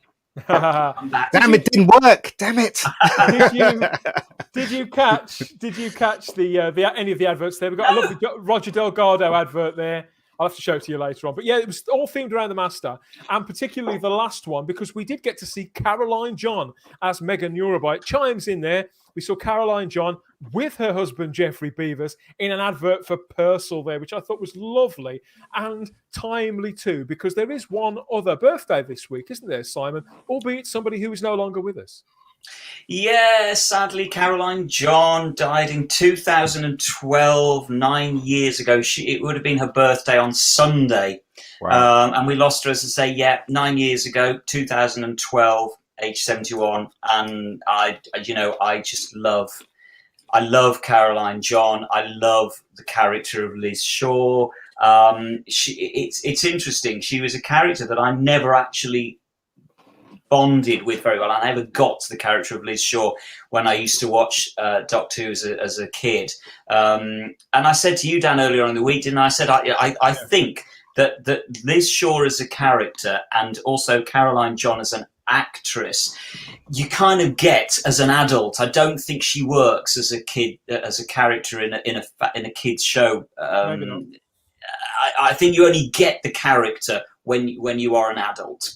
That's true. The only way I can explain. And I thought that this was an ideal time really to do, because we've done this a couple of times before, and we talked about Amy Pond a couple of months ago on the show. So I thought it was a good time really for us to take stock of Caroline John and the character of Liz Shaw and just celebrate her for a little while really, and talk about this strange character that was very particularly placed coming out of the 60s at a time where they thought Doctor Who had run its course, Charlotte. You know, they were looking with the closing of the black and white era and the moving of BBC One completely into colour. You probably know they were looking to leave Doctor Who there and to make something different, something that was aimed at a slightly older audience. They decided they couldn't come up with any ideas any better than Doctor Who, and just to sort of repurpose that instead and to reinvent it. And they did it obviously so sensitively and so beautifully. And the character of Liz was a key part of that, a different way of looking at the companion. Liz Shaw only appeared in 25 episodes across 4 stories. Have you seen many of them yet? I think I've just seen like 1 or 2, because Pertwee is one of the Doctors that I'm a bit weird with Pertwee. I don't really dislike his Doctor, but I don't love him.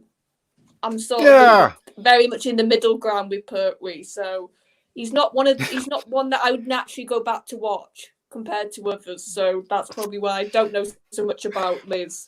Right, boot her off. So I say, boot her off. But no, because it was just that one season, though, and because some of the stories a great many of them were victims of the junking by the BBC, weren't they? Because that was still going on into the John Pertwee era, wasn't it, Simon? Yeah, absolutely. They're still junking, and some of the Liz Shaw episodes didn't exist for a few years until they sort of came back. Right, what you can get though from the BBC, don't you? You know, the black and white minstrel show. They saved them. It's going to be an ongoing joke. But I mean, it's interesting. You're right, Dan. The character was it was a very particularly placed character. It was created very, very specifically. There was no randomness with this character at all. For right or wrong reasons, she was created very much to be an equal of the Doctor. Peter Bryant, the outgoing producer, had decided that the Doctor needed somebody of a similar standing to himself, rather than the sort of screaming girls in inverted commas that they kind of had up until that point. And so it was a very, very deliberate, specific move to bring in this character. She was a scientist, wasn't she? Yeah, she was a scientist, and she absolutely. So this was part of the problem that Barry Letts, the producer, had, because he felt he needed a companion that said to the Doctor, "What's going on? What's happening, Doctor?" Whereas Liz knew what was happening. I disagreed completely with Barry on this one, Barry Letts, because for me, I think a character can work on the same level as the Doctor. I think they can communicate between themselves on a level that they understand, but still in a way that allows the audience access to what they're talking about.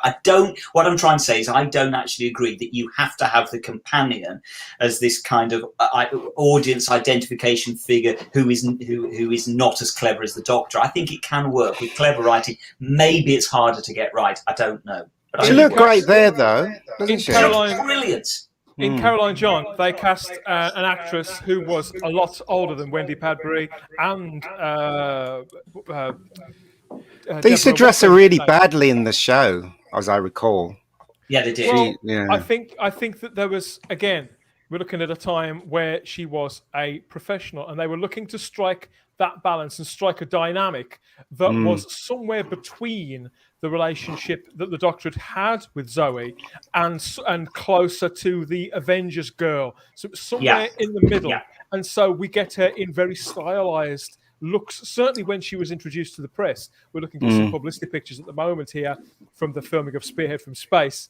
And, this, what would you call that? It's looks like it was designed by Mary Quant or something, this this 3/4 length. It was very combo that she's wearing. Dinah Rigg, wasn't it? Very Dinah Riggish. I think so. Costumes, yeah. And as a result, I think the character, as is the case with a lot of Doctor Who companions, is a starting point to take it to sort of to pick up and run with.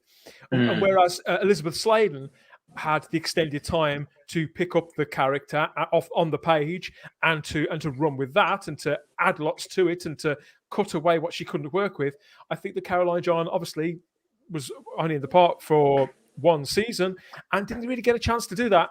Although across those 4 stories, I think we do see some contrast. And it's an interesting dynamic because what it asks of the Doctor is slightly different, because there was a definite attempt, wasn't there, to develop the Doctor too. So not in so much of a paternal way. He was still a patriarchal figure. He was still a protector, but he wasn't so much a case of looking after the children. He still had a sense of responsibility, but he felt he wasn't so much in the parental figure. Liz was more of an equal, and he respected her. Not that he didn't respect Jamie and Zoe, but it was a different kind. He knew and understood her credentials and why she was there, and could trust her with different things. That's why he questioned Joe. Remember when he was introduced to Joe, he questioned her, said, "Well, what do you do?" Do you know what I mean? It's like, I don't need you. Do you know what I mean? Since the thing that I think is interesting about the Doctor, the Third Doctor and Liz relationship, is it reminds me very much of what would become Mulder and Scully from the X-Files. It's that kind of a relationship, and that's why I'm saying I think it can work. I think maybe the writers didn't quite, and I do feel that Caroline John as an actress is poorly served in it, and I think Liz Shaw as a character is poorly served in season 7. But as I say, partially that might be down simply to the writers just struggling to get their head around what was an entirely new dynamic for the show that had never been tested before. David Mullen, I can see in the chat, you're correct. You say that she was the most mature female character companion since Barbara Wright, and that's absolutely true. She's very much on a standing in a way with Barbara, isn't she? You can see the link there with Barbara. I'd say so. Yeah, I do like. Sorry, go ahead. I was going to say, just to add to what Simon's saying, like, of course she was equal with science, and that was sort of the difference. But if they were, that's why they should have written it, though, from what you guys are saying and what I can pick up is, whatever happens, even if the companion has got a scientific level similar to the Doctor or any sort of intelligence, they're still human. The Doctor's still an alien. Yes. It doesn't matter how intelligent they are. They are never going to be able to have that same life experience. It's true. So and also it still is the same idea of having like the younger screaming companion so much. It's just you have to rearrange it a bit from what you guys are saying. The reason why I like Pertwee so much is because he was an original. He didn't copy as Simon Frozen there. Oh, I think he has. I thought he was like, oh, he's back.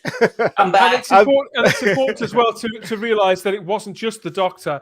The Brigadier at this point as well had been introduced pretty much as a third wheel, as that third companion. So the three of them, I think that Liz's character was initially created to be somewhat of a middle ground between the military and the between the military and science. Yeah, that's it, Ian. Yeah.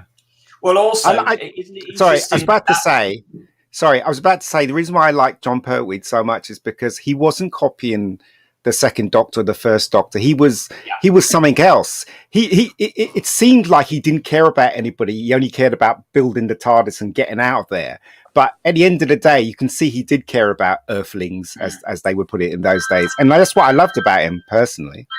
Anyway, sorry. And also, what's interesting from that photo there that you can see, and I think that really shows it clearly, the enormous difference between the last Patrick Troughton season and this one, which was 1 year later, because this is an adult show. Look at that photo. That's an adult show. And so you can really see very clearly that they were really trying here to create an entirely new show, an entirely new direction for the show. And I think the truth of it is, to an extent, they didn't quite get it right, but I think they got it right. I adore season 7, but I can see why it didn't quite work for some people. I think all of the elements were present. There was nothing wrong with season 7 that wouldn't have been sorted by giving it all a little bit more time to cook. Liz Shaw was created by Derek Sherwin, wasn't she, Simon? And he was on his way out as he created a sort of. So that must have been strange for Barry Letts and Terence Dicks to inherit that character and to run with it, really, and to run with the dynamic too. And for John Pertwee just dropping into this show, which he had seen but certainly wasn't a fan of, and didn't. Wasn't obsessed with, and I don't think he'd studied the show, because the man was a very busy actor all through the 60s and had been encouraged to come in and to do something different and to be himself. So for everybody involved, with the exception of Sherwin, it must have been like working on a fresh out of the box new show. Yeah, absolutely. I would say that. And so they all kind of had to hit the ground running. So it was a tough one for all of them, and that's why, as I say, I think unfortunately Liz Shaw as a character, Caroline John as an actress, just kind of drew the short straw on all of it, because maybe it was I don't agree with this. I'm saying arguably it was just one step too far to do so many changes in one fell swoop, and something was going to suffer simply because they were going to take their eye off the ball at some point. And unfortunately, I think Liz was probably the one that they took their eye off the ball, and they didn't quite know what to do with the character, which I think is a shame, because I say it's one of those performances, as you watch it more, for me, I appreciate it more. I think it's fair to say that probably Caroline John struggled a bit in the part, because she was struggling to find her feet and work out what they wanted her to do, because it was a somewhat underdeveloped character. And she was mainly a stage actor. She'd been working at the National Theatre Company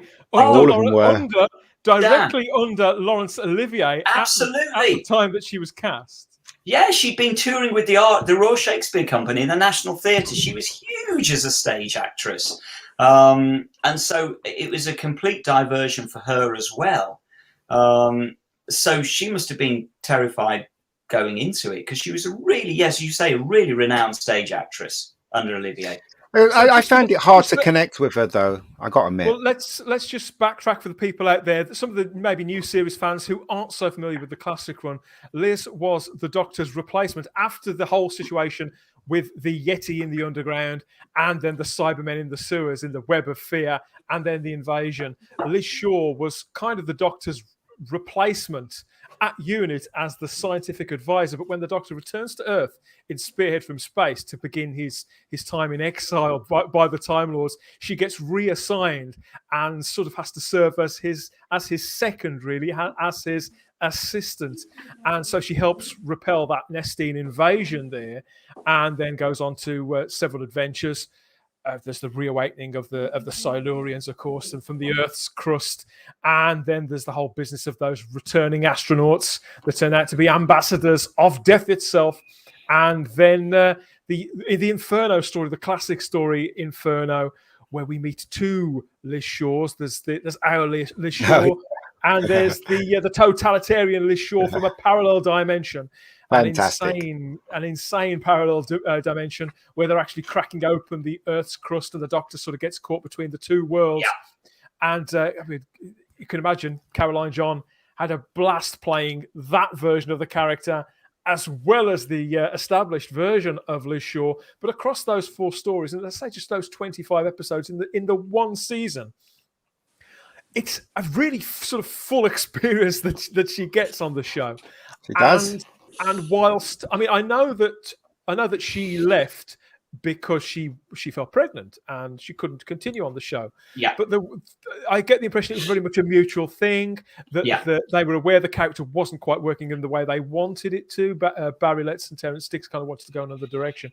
But for me, when I watch these stories now and this particular time in Doctor Who history, it's all there. And this character, when I first saw her, Simon, when Spearhead from Space came out on VHS around 1988, 89, I struggled to warm to her as well.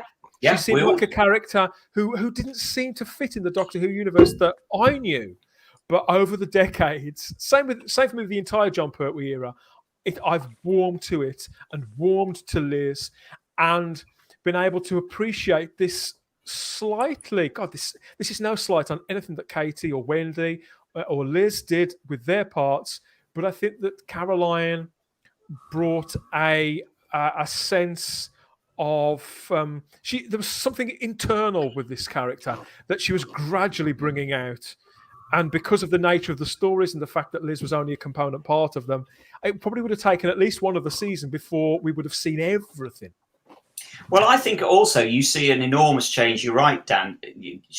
When she appears in the, and somebody said I can't remember, sorry who it was, said in the chat that she's very serious and quite intimidating in that first story. She's grumpy. She's caustic. She's almost put across as a dislikable character in Spearhead from Space. By the time you get to isn't it? It's deliberate. Yeah, absolutely. By the time you get to Inferno at the end of that run, I think you've really, really warmed to her enormously. I think she comes on leaps and bounds in the second story, the Silurians. You suddenly start to, I think, warm to her then. But as I say, certainly by the time you get to the end with Inferno, I've really grown to like her as a character. But I get it. It's a difficult character. It's a difficult characterization. She's not desperately accessible. And it's not a warm character. That's the thing. And so I can see why people struggle with her a bit. And that's why, as I think Caroline John was poorly served, because I think she's a much better actress than she was allowed to show as Liz Shaw. I think what you said though, Simon. What you said before, that you look at it and it's like it's an adult show. Yeah. When Pertwee joined, I think that's one of the reasons why I like the Pertwee era so much, because it wasn't pandering too much to the kids. It was trying to be a serious drama, and that's what I liked about it. I mean, sorry, Dan, for interrupting you, but yeah, that's I agree. That's why I like it. Yeah, and I also think you've got a number of. I know the brig had already been introduced. But I think in Pertwee's era, you've got a whole group of characters that wouldn't fit in any other Doctor's era, and that's what's lovely. Is that's something I do appreciate about the Pertwee era. It's like it gives you that military angle. It gives you the staying in one spot. The Earth sort of thing. That the theme of having a team around him, which I don't think we've I know we've had some Earth-based stuff afterwards, but I don't think we've had that sense of a home base before for the Doctor as much as we got in Pertwee, which was nice. And I think of course that's what in a way they were trying. You're right, Charlotte, and they were trying then to create this kind of family, and in all honesty it didn't actually get created until Katie Manning came along as Joe Grant. But I genuinely don't think that's any it's not Liz, it's not Caroline John's fault. I do think it's in the characterization. And there were themes to this particular time in Doctor Who as well. And whilst I resist any claim that Doctor Who it's always been a political show, and this time the show proves it. No. This is the difference between being political and being topical. This is texture. Yeah. This is something that grounds these stories in the actual time in which they were made. And Liz Shaw probably is the most accurate representation of a modern woman in 1970s Doctor Who. She feels, and this isn't any reflection on her credentials, her scientific credentials, or her ability to run a quarry in a pair of heels or not, or whatever else. It's a reflection on the way that Caroline plays that and the way that she's written. And maybe it was a little too soon for Doctor Who. I don't know, but I really appreciate, and as time goes on, I appreciate her character even more so. Yeah, and I struggle to imagine Jo Grant in these stories, Ian, for example. Yeah, no, you're right. You're absolutely right. Didn't Mary Tam have the same problem? That's why she was one of the reasons why she quit, isn't it? Because she didn't want to be a screaming damsel in distress. They changed her character, and so she said, I'm not having any of this.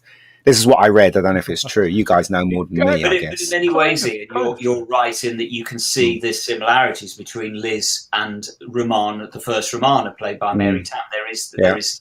They did the same thing. They wanted.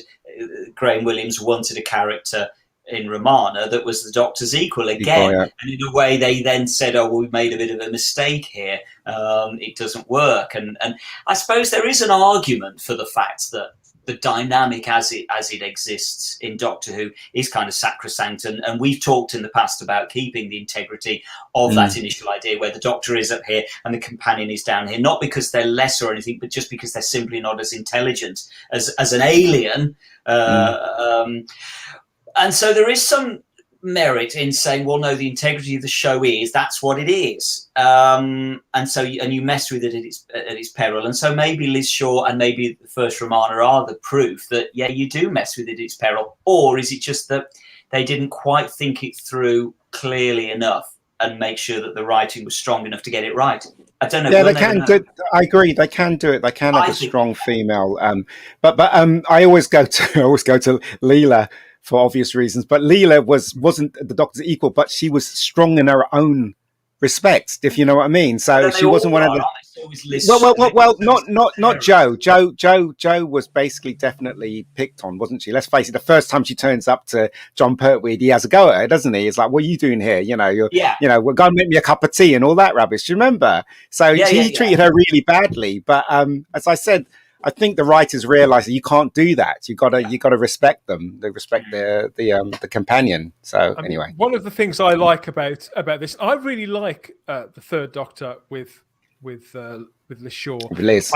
I like the balance. I like the fact that he does seem to respect her. I love the fact that he flirts with her. I think in Spearhead from Space, he definitely flirts with Liz. I mean, we know that it's partly so that he can get access to the TARDIS key to try and get away. But I just love the fact that she brings out that side of the Doctor. He would have never, under any circumstances, have flirted with Victoria, for example. No. Or with Jo Grant. No. But I think he can with Liz. They're really charming scenes. And numerous people in the chat watching along with the people on YouTube who are listening to this have mentioned the fact that she's prickly, she's arrogant. I don't necessarily see her that way. I think she's in her workplace, and this guy who's dressed like nobody she's ever seen before, dressed like Adam Adamant, this sort of aging Mark Bolan type, is sort of giving her the charm and giving her the big I am. She's been sort of parachuted into this situation with the military from Cambridge, and so she just wants to get back to work, doesn't she, Charlotte? Yeah. I was going to say it's more than that. He's come back and then ends up taking a job.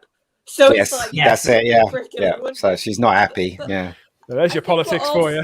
Yeah, but I think what also is important is you don't want to go the other way though with companions. You don't want to never try anything different, because I think that's also another trap this show gets Very into. true. Correct. They go right. They're female. They're younger. They're usually modern day to that era, and it's like. And I think the show needs to, once it's done maybe a few of those, if it wants to do that, it needs to kick out almost and have a companion that is completely different background-wise or age or history, just something to make you or go, from another planet. Yeah, or from another planet would be good, Sam, watching on YouTube, adds that Liz would fit into New Who. She would. Unfortunately, we never got to see her in New Who. She did get mentioned in the Sarah Jane Adventures, didn't she, Charlotte? In the story of the death of the Doctor, she was supposed to be visiting the moon base. Yeah, because Jo was in that episode, so she would have mentioned Liz. I would have loved She does, and I'm to trying see- to think what she says she's doing. Is she on? But Is she on? She's on the moon. moon base. She's Yeah, on the moon base, the unit moon base. Now, I would have loved if Sarah Jane had continued for another season. If we hadn't have lost Liz Sladen, I'd love to think that we may have one day have seen Katie Manning, Liz Sladen, and Caroline John on the show. That would have been great together. That would have just been. That would just have been been fantastic. To that comment, Martha sort of became a bit like Liz. If you think about Martha's sort of end arc, it was sort of like a more modern take almost. And on her that idea. dynamic in Smith and Jones, her dynamic in Smith and Jones, from both the balance of respect and the flirting, is very similar to Spirit from Space. Oh yeah, I love that line when he says, "I'm the Doctor," and she says, "You've got to earn that title." And it's a very good line for a companion to say. She's not going to just be like, "Oh, I'm instantly going to trust you." And I like it when companions don't trust the Doctor straight away. I think the Doctor should almost have to earn that. Yeah. It's a lot more interesting to watch. And I think maybe Martha is the proof that actually, you can have a character more like that. It just is in the writing. I think it's just right. I just think she just wasn't thought through properly. Bless her. I have a quote here from Caroline John, the late Caroline John. She passed away in 2012 at the age of 71. And she said that I was excited at first to be a brainy girl, but all the directors wanted really was a sexy piece. It was such an effort, looking glamorous on cold clay pits and rubbish dumps. So that's a nice quote there from Caroline. I mean, she did, after leaving the show, she continued. She raised a family. I believe she's got 3 children with the actor Geoffrey Beavers, who would later go on to play the Master. But she returned to acting too, and could be seen in other dramas and commercials like we saw earlier on. And was never really off the screen really for the rest of her life. And she would return to play Liz for Big Finish and all those sorts of things. But the convention circuit, Simon, she stayed away from that, didn't she? Deliberately. Well, she did. Yes, she did. And I think she genuinely thought that but she was one of those people that genuinely thought nobody was actually interested in her. She felt ultimately, I think, that the character had been something of a failure, with a very, very small F. She didn't think it was a disaster or anything like that, but she wasn't sure that it had really worked as well as it should have done. As you just said from that quote there, she wasn't really happy with what they were trying to do with it. I think she felt quite rightly that they were trying to sort of put a square peg in a round hole with this character, and it just wasn't quite gelling. And so I just genuinely think that she thought she was of no interest to Doctor Who fandom, and she's one of those people that found out quite late that actually people really, really liked the character of Liz, and she warmed then very much into doing it. She was a great convention guest. But in the old days of the 60s and the 70s, actors that come from that line of theatre and they were well respected and they were treated with respect, and also they were really good at their craft. So I can understand what she's saying, to actually take her from stage where she's known and lovey and darling, and then put her in this show like Doctor Who, and then she's got to wear a skirt and try and look glamorous. She's going to feel out of place. Of course she's going to feel out of place. I think that's what happened. And I think she was really surprised in later life to find out that people actually were interested in her and wanted. I think she genuinely thought she was disliked. In fact, I remember seeing some interview or something with her, a comment where she actually thought she was disliked. Her character was disliked by fandom. Hard to imagine, isn't it? Which is heartbreaking. The late Jackie Lane believed the same about Dodo, didn't she? She was exactly the same. She just didn't realise that anybody would be remotely interested in her. I mean, Doctor Who fans go crazy over one person that's been in one episode. Do you know what I mean? They're like, of course they're going to be crazy over a woman that played Liz Shaw, aren't they? I think we've got to remember though, this was a different time when these people were in the show. Nowadays, actors have instant feedback almost, don't they? Whatever they do, if they choose to go on social media, if they choose to interact. And I think that's what sort of it's the double-edged sword, is that we know too much nowadays almost, but then it means that the actors who might have had a bad impression during like the 60s, 70s or 80s, who aren't on social media, are they still think they're disliked. Yes. It's a really sad thing that when that happens, like you said, with the other actresses. Yeah, and I say it is a shame because she was a really, really good actress. I've seen her in a number of things. Her list of credits is enormous. You wouldn't believe how many things you've probably seen her in without even realising she was in them. You know, Midsummer Murders, Dangerfield, EastEnders, Casualty, Poirot, Silent Witness. She did all of it. It's one of those things with actors. They don't realise how lucky they are, right? To be a working actor, you've made it, right? Really, To have fame doesn't mean to say that you've made it. To be working, that's when you know you've made it. So it's a shame she didn't realise that fact and embraced it even more. She had that wrong impression of who she was and how people saw her, which is really weird. But then again, actors do wear their lives on their sleeves, don't they? Basically, don't they? I love this story that we've got here in the chat here from Crimplin Doubloon. Like a lot of Doctor Who fans who clearly was at various conventions over the years, Crimplin Doubloon said that after a convention, I saw Liz Sladen and Caroline John leaving the hotel to find a restaurant and have dinner together. What a lovely memory. Yeah, both of them sadly no longer with us, but such a knowing that you see these parts and this series bond actors together. I think that happens in the new series as well, Charlotte. But some of these legends, I had an experience as well, the same where I had lunch with Michael Wisher and the guy who played Nida, whose name escapes me. Peter Miles. Peter Miles. I had lunch with those two guys together. Literally had lunch with them, and they were just these two middle-aged guys talking, moaning about British Rail and all those kinds of things, and that initial sort of 30-second to 2-minute period where I was, oh my God, it's Nida. Oh my God, it's Davros. In next to no time, they were asking me about what I was doing at college and telling me where they lived, and it was just like it was me and my mate at the time, just 4 people sat around talking about the most mundane, everyday things. And every time I see Peter Miles and Michael Wisher, either under prosthetics or not, I always think about that time. And I can imagine that Crimplin, you've got Crimplin, God, there's some of these names. Crimplin. They do it on purpose. I swear they do it on purpose. Yeah, but Dan, when you were doing that, when you were having lunch with them, it just I don't know. For me, when I was having a beer with Peter Davison, I was in the moment, and it was afterwards when I was walking home. I was thinking, I had a beer with Doctor Who. Do you know what I mean? It's not when you're there. It just you just fly through it. But when you're walking away, you realise that, my God, I had a beer with Peter Davison. Do you know what I mean? That kind of thing. Was it like that with you when you had lunch with those guys? Sort of. I mean, I was literally a teenager at the time. Oh, okay. 17 or something like that. Yeah. And I was a little in awe of them, but I was also very excited because I was about to go and see Jacqueline Pearce from Blake 7 speak on stage. So I was very excited about that. But I mean, the whole convention circuit and going back to Caroline John, the fact that it is Caroline and Jackie, people who were kind of softly removed from the show.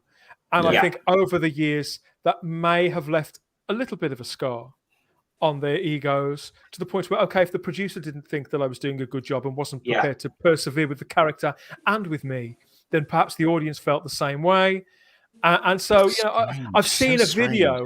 I've seen a video of Caroline at that very first convention that she went to, stepping up onto the stage, and you can see as she's making her way from the door to the stage, you can see the fear on her face. Yeah. And then when the applause goes up, the relief and the joy, there are tears in that woman's eyes. Yes, it's she's just so moving. It's ridiculous. Yeah. Julian Raxell's watching and says that she was great in The Hound of the Baskervilles with Tom Baker. That was produced by Barry Letts, of course. Yes, later on. Brilliant in it. Got a lovely comment here from Sunraider Customs. It says, time just flies when this show is on. I enjoy it so much. Thank you for spending time with us, Sunraiders. Always really appreciated. Liz Shaw does or did live on in the 1990s. I mean, Caroline did return to the part for the Five Doctors in a brief scene where she played the Spectre of Liz Shaw in the Dark Tower that plagues the Doctor in another wonderful moment. And again in 1993, we saw her in Dimensions in Time, once again with John Pertwee, running through Albert Square and willing to wrestle Kate O'Mara's master. Yeah, Master? Rani, I'd have wrestled Kate O'Mara any day. and Caroline John also recreated the character of Liz Shaw for a series of unofficial dramas for BBV. More about those perhaps another time. Yeah, but more. She had fun with the part. And I think that really showed. I think after her time away from the show and from the fan base, when she realized that we loved her and loved the character, we saw her sink into it and embrace it, and relish the character, relish the opportunities that it was giving her. And so when I see pictures of her now, I mean, from later in life, we got this lovely picture of Caroline. I think this was not long before she died. I think of somebody who may have been only on the show for a short period of time, who was Still looked good. Really one of the family. When she passed away, Stephen Moffat, who was the showrunner of Doctor Who at the time, said that Caroline was a brilliant actress, and in her role as Liz Shaw, a tremendous co-star for John Pertwee in that first year as the Doctor. She's not just a sidekick, but she's a scientist in her own right, and a match for the universe's #1 know-it-all. Which I think is a lovely quote there from Stephen Moffat, who's great with words, has to be said. And there's long been rumours that Ridley Scott may also be a fan of Liz Shaw, because he named his character in Prometheus and Alien Covenant as Elizabeth Shaw. And although Ridley has never spoken about this publicly, it's often thought, Charlotte, that this could be a tribute to UNIT's second most famous scientific advisor.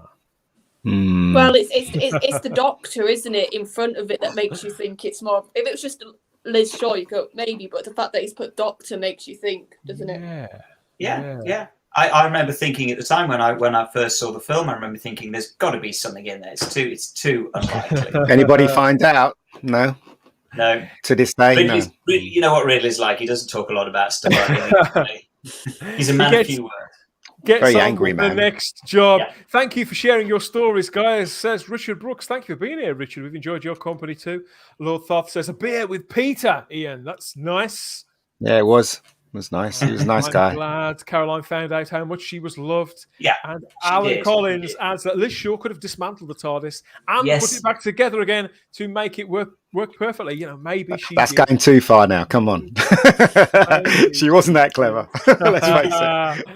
Let's face it. So obviously, happy birthday to Caroline, John. Happy birthday. Yeah, she would have been 80 on Sunday. So happy birthday. And I love that idea of I'm hoping that her and Liz Sladen will sit down and have a meal on Sunday up in heaven. That's just a nice image. I'm going to keep that one.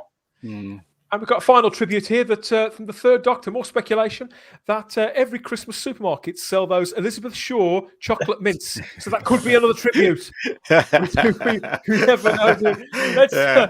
Time's ticking on, everybody. It's nearly time to wrap up, but we're going to look at some pretty pictures. We have to look at some pretty pictures to set us all off. So first of all, I wanted to throw this one up. This is a piece called Dr. Whoever.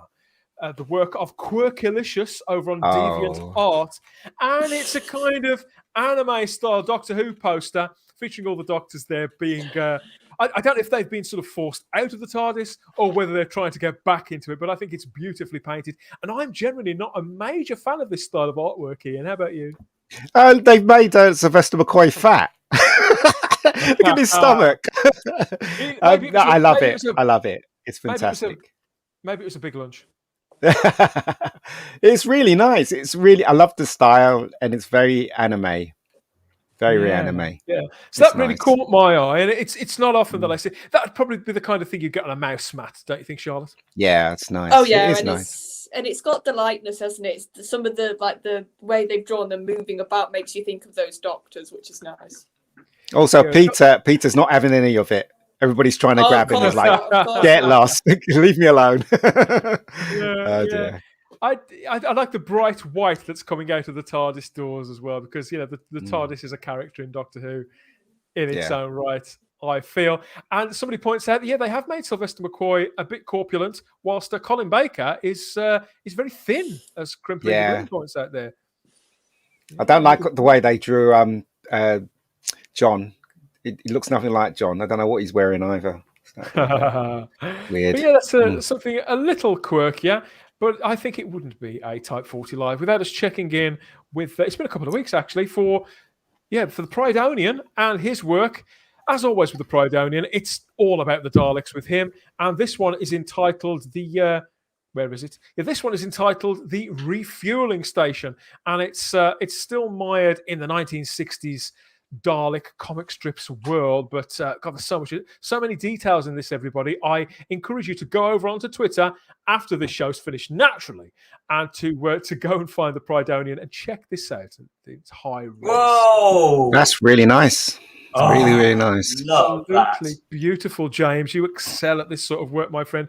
I mean, all those little Daleks, it's really high res. So if you download this and you go in really tight on those details, the Daleks in their hoverbouts and going all over the dome there of their spacecraft, I just think it's so beautiful. His pictures get better every week. Seriously, that's by far the best yet, and that's just beautiful. I want that on my wall. I literally want that printing on my wall. Love the rivets. Just when you think you've seen it all. So yeah, don't forget, I know we say this every time, head over to James Johnson, otherwise known as the Prydonian, over on Twitter to see his latest works of near genius. The man is obsessed with Daleks. And yes, I have asked him to come on the show, but he's way too shy. So we just say thank you, James, for all this artwork, and thank you for letting us share it with our viewers out here on YouTube and on Facebook. And if you're listening on the podcast version as well, and you wonder what all the fuss is about, get yourselves over there and go and check it out. That's smashing, says Julian Raxall. Yes, it is. It absolutely is. The future of who, says Alan Collins. Brilliant, adds Chris Persia. And we get wonderful from Vanessa Law here. And love that, adds Darren Power. So we like to send people off to bed or wherever else you're going with a smile on your faces. But that does wrap us up for now. We'll be back next time with more Type 40 Live. It's our season finale next Thursday at 8 o'clock UK time. Don't miss that. We should have more of our regulars back on the bench then, and maybe a surprise or two. We'll see what we'll be discussing. We're going to let that out of the bag in a few days' time. But yes, thanks for being here. Please like the video if you haven't already, and you've been here all this time. We've had a lot of people watching tonight. Thank you for sticking it out with us. Like the video, subscribe to the channel, hit that cloister bell so you get those notifications about when we're going live next. Lots of other live streams. If this was your first show, and I think we've had a few people where it has been your very first show with us tonight, there are, if you can't get enough, there are more. There's a whole playlist full of other live streams, lots of topics of conversation, some quite sensible, I know who'd have thought it, and some very, very silly. You can take your pick, really. We've got reviews of stories. We've got rounds of Ask Us Anything. We've got tributes to dear departed stars and recurring characters from Doctor Who. We've got discussions. We've got our joyous celebration of the departure of Jodie Whittaker and Chris Chibnall from a few weeks ago. As well as there's a whole list of other things. We've got guest stars as well when we got the wonderful Bob Baker in as a guest, and other YouTubers and podcasters, and all manner of other things. So yeah, go and knock yourselves out with that, as well as checking out the Type 40 podcast. You can stream or download that from our master feed. That's at type40.podbean.com, or on the podcast of your choice. You can take your pick: Spotify, Apple Podcasts, Google Play, TuneIn, iHeartRadio, Stitcher. Anywhere you get your podcasts from, you can find Type 40 itself. We'll be back again next time. Thank you, Ian. Thank you, Simon. Thank you, Charlotte, for joining me this evening. And thanks to you for watching and for commenting and for your time. We'll be back again next week for more Type 40 Live. But that does finish us off for now. You lot take care. I'll speak to you soon. Bye-bye. Bye-bye. Bye-bye.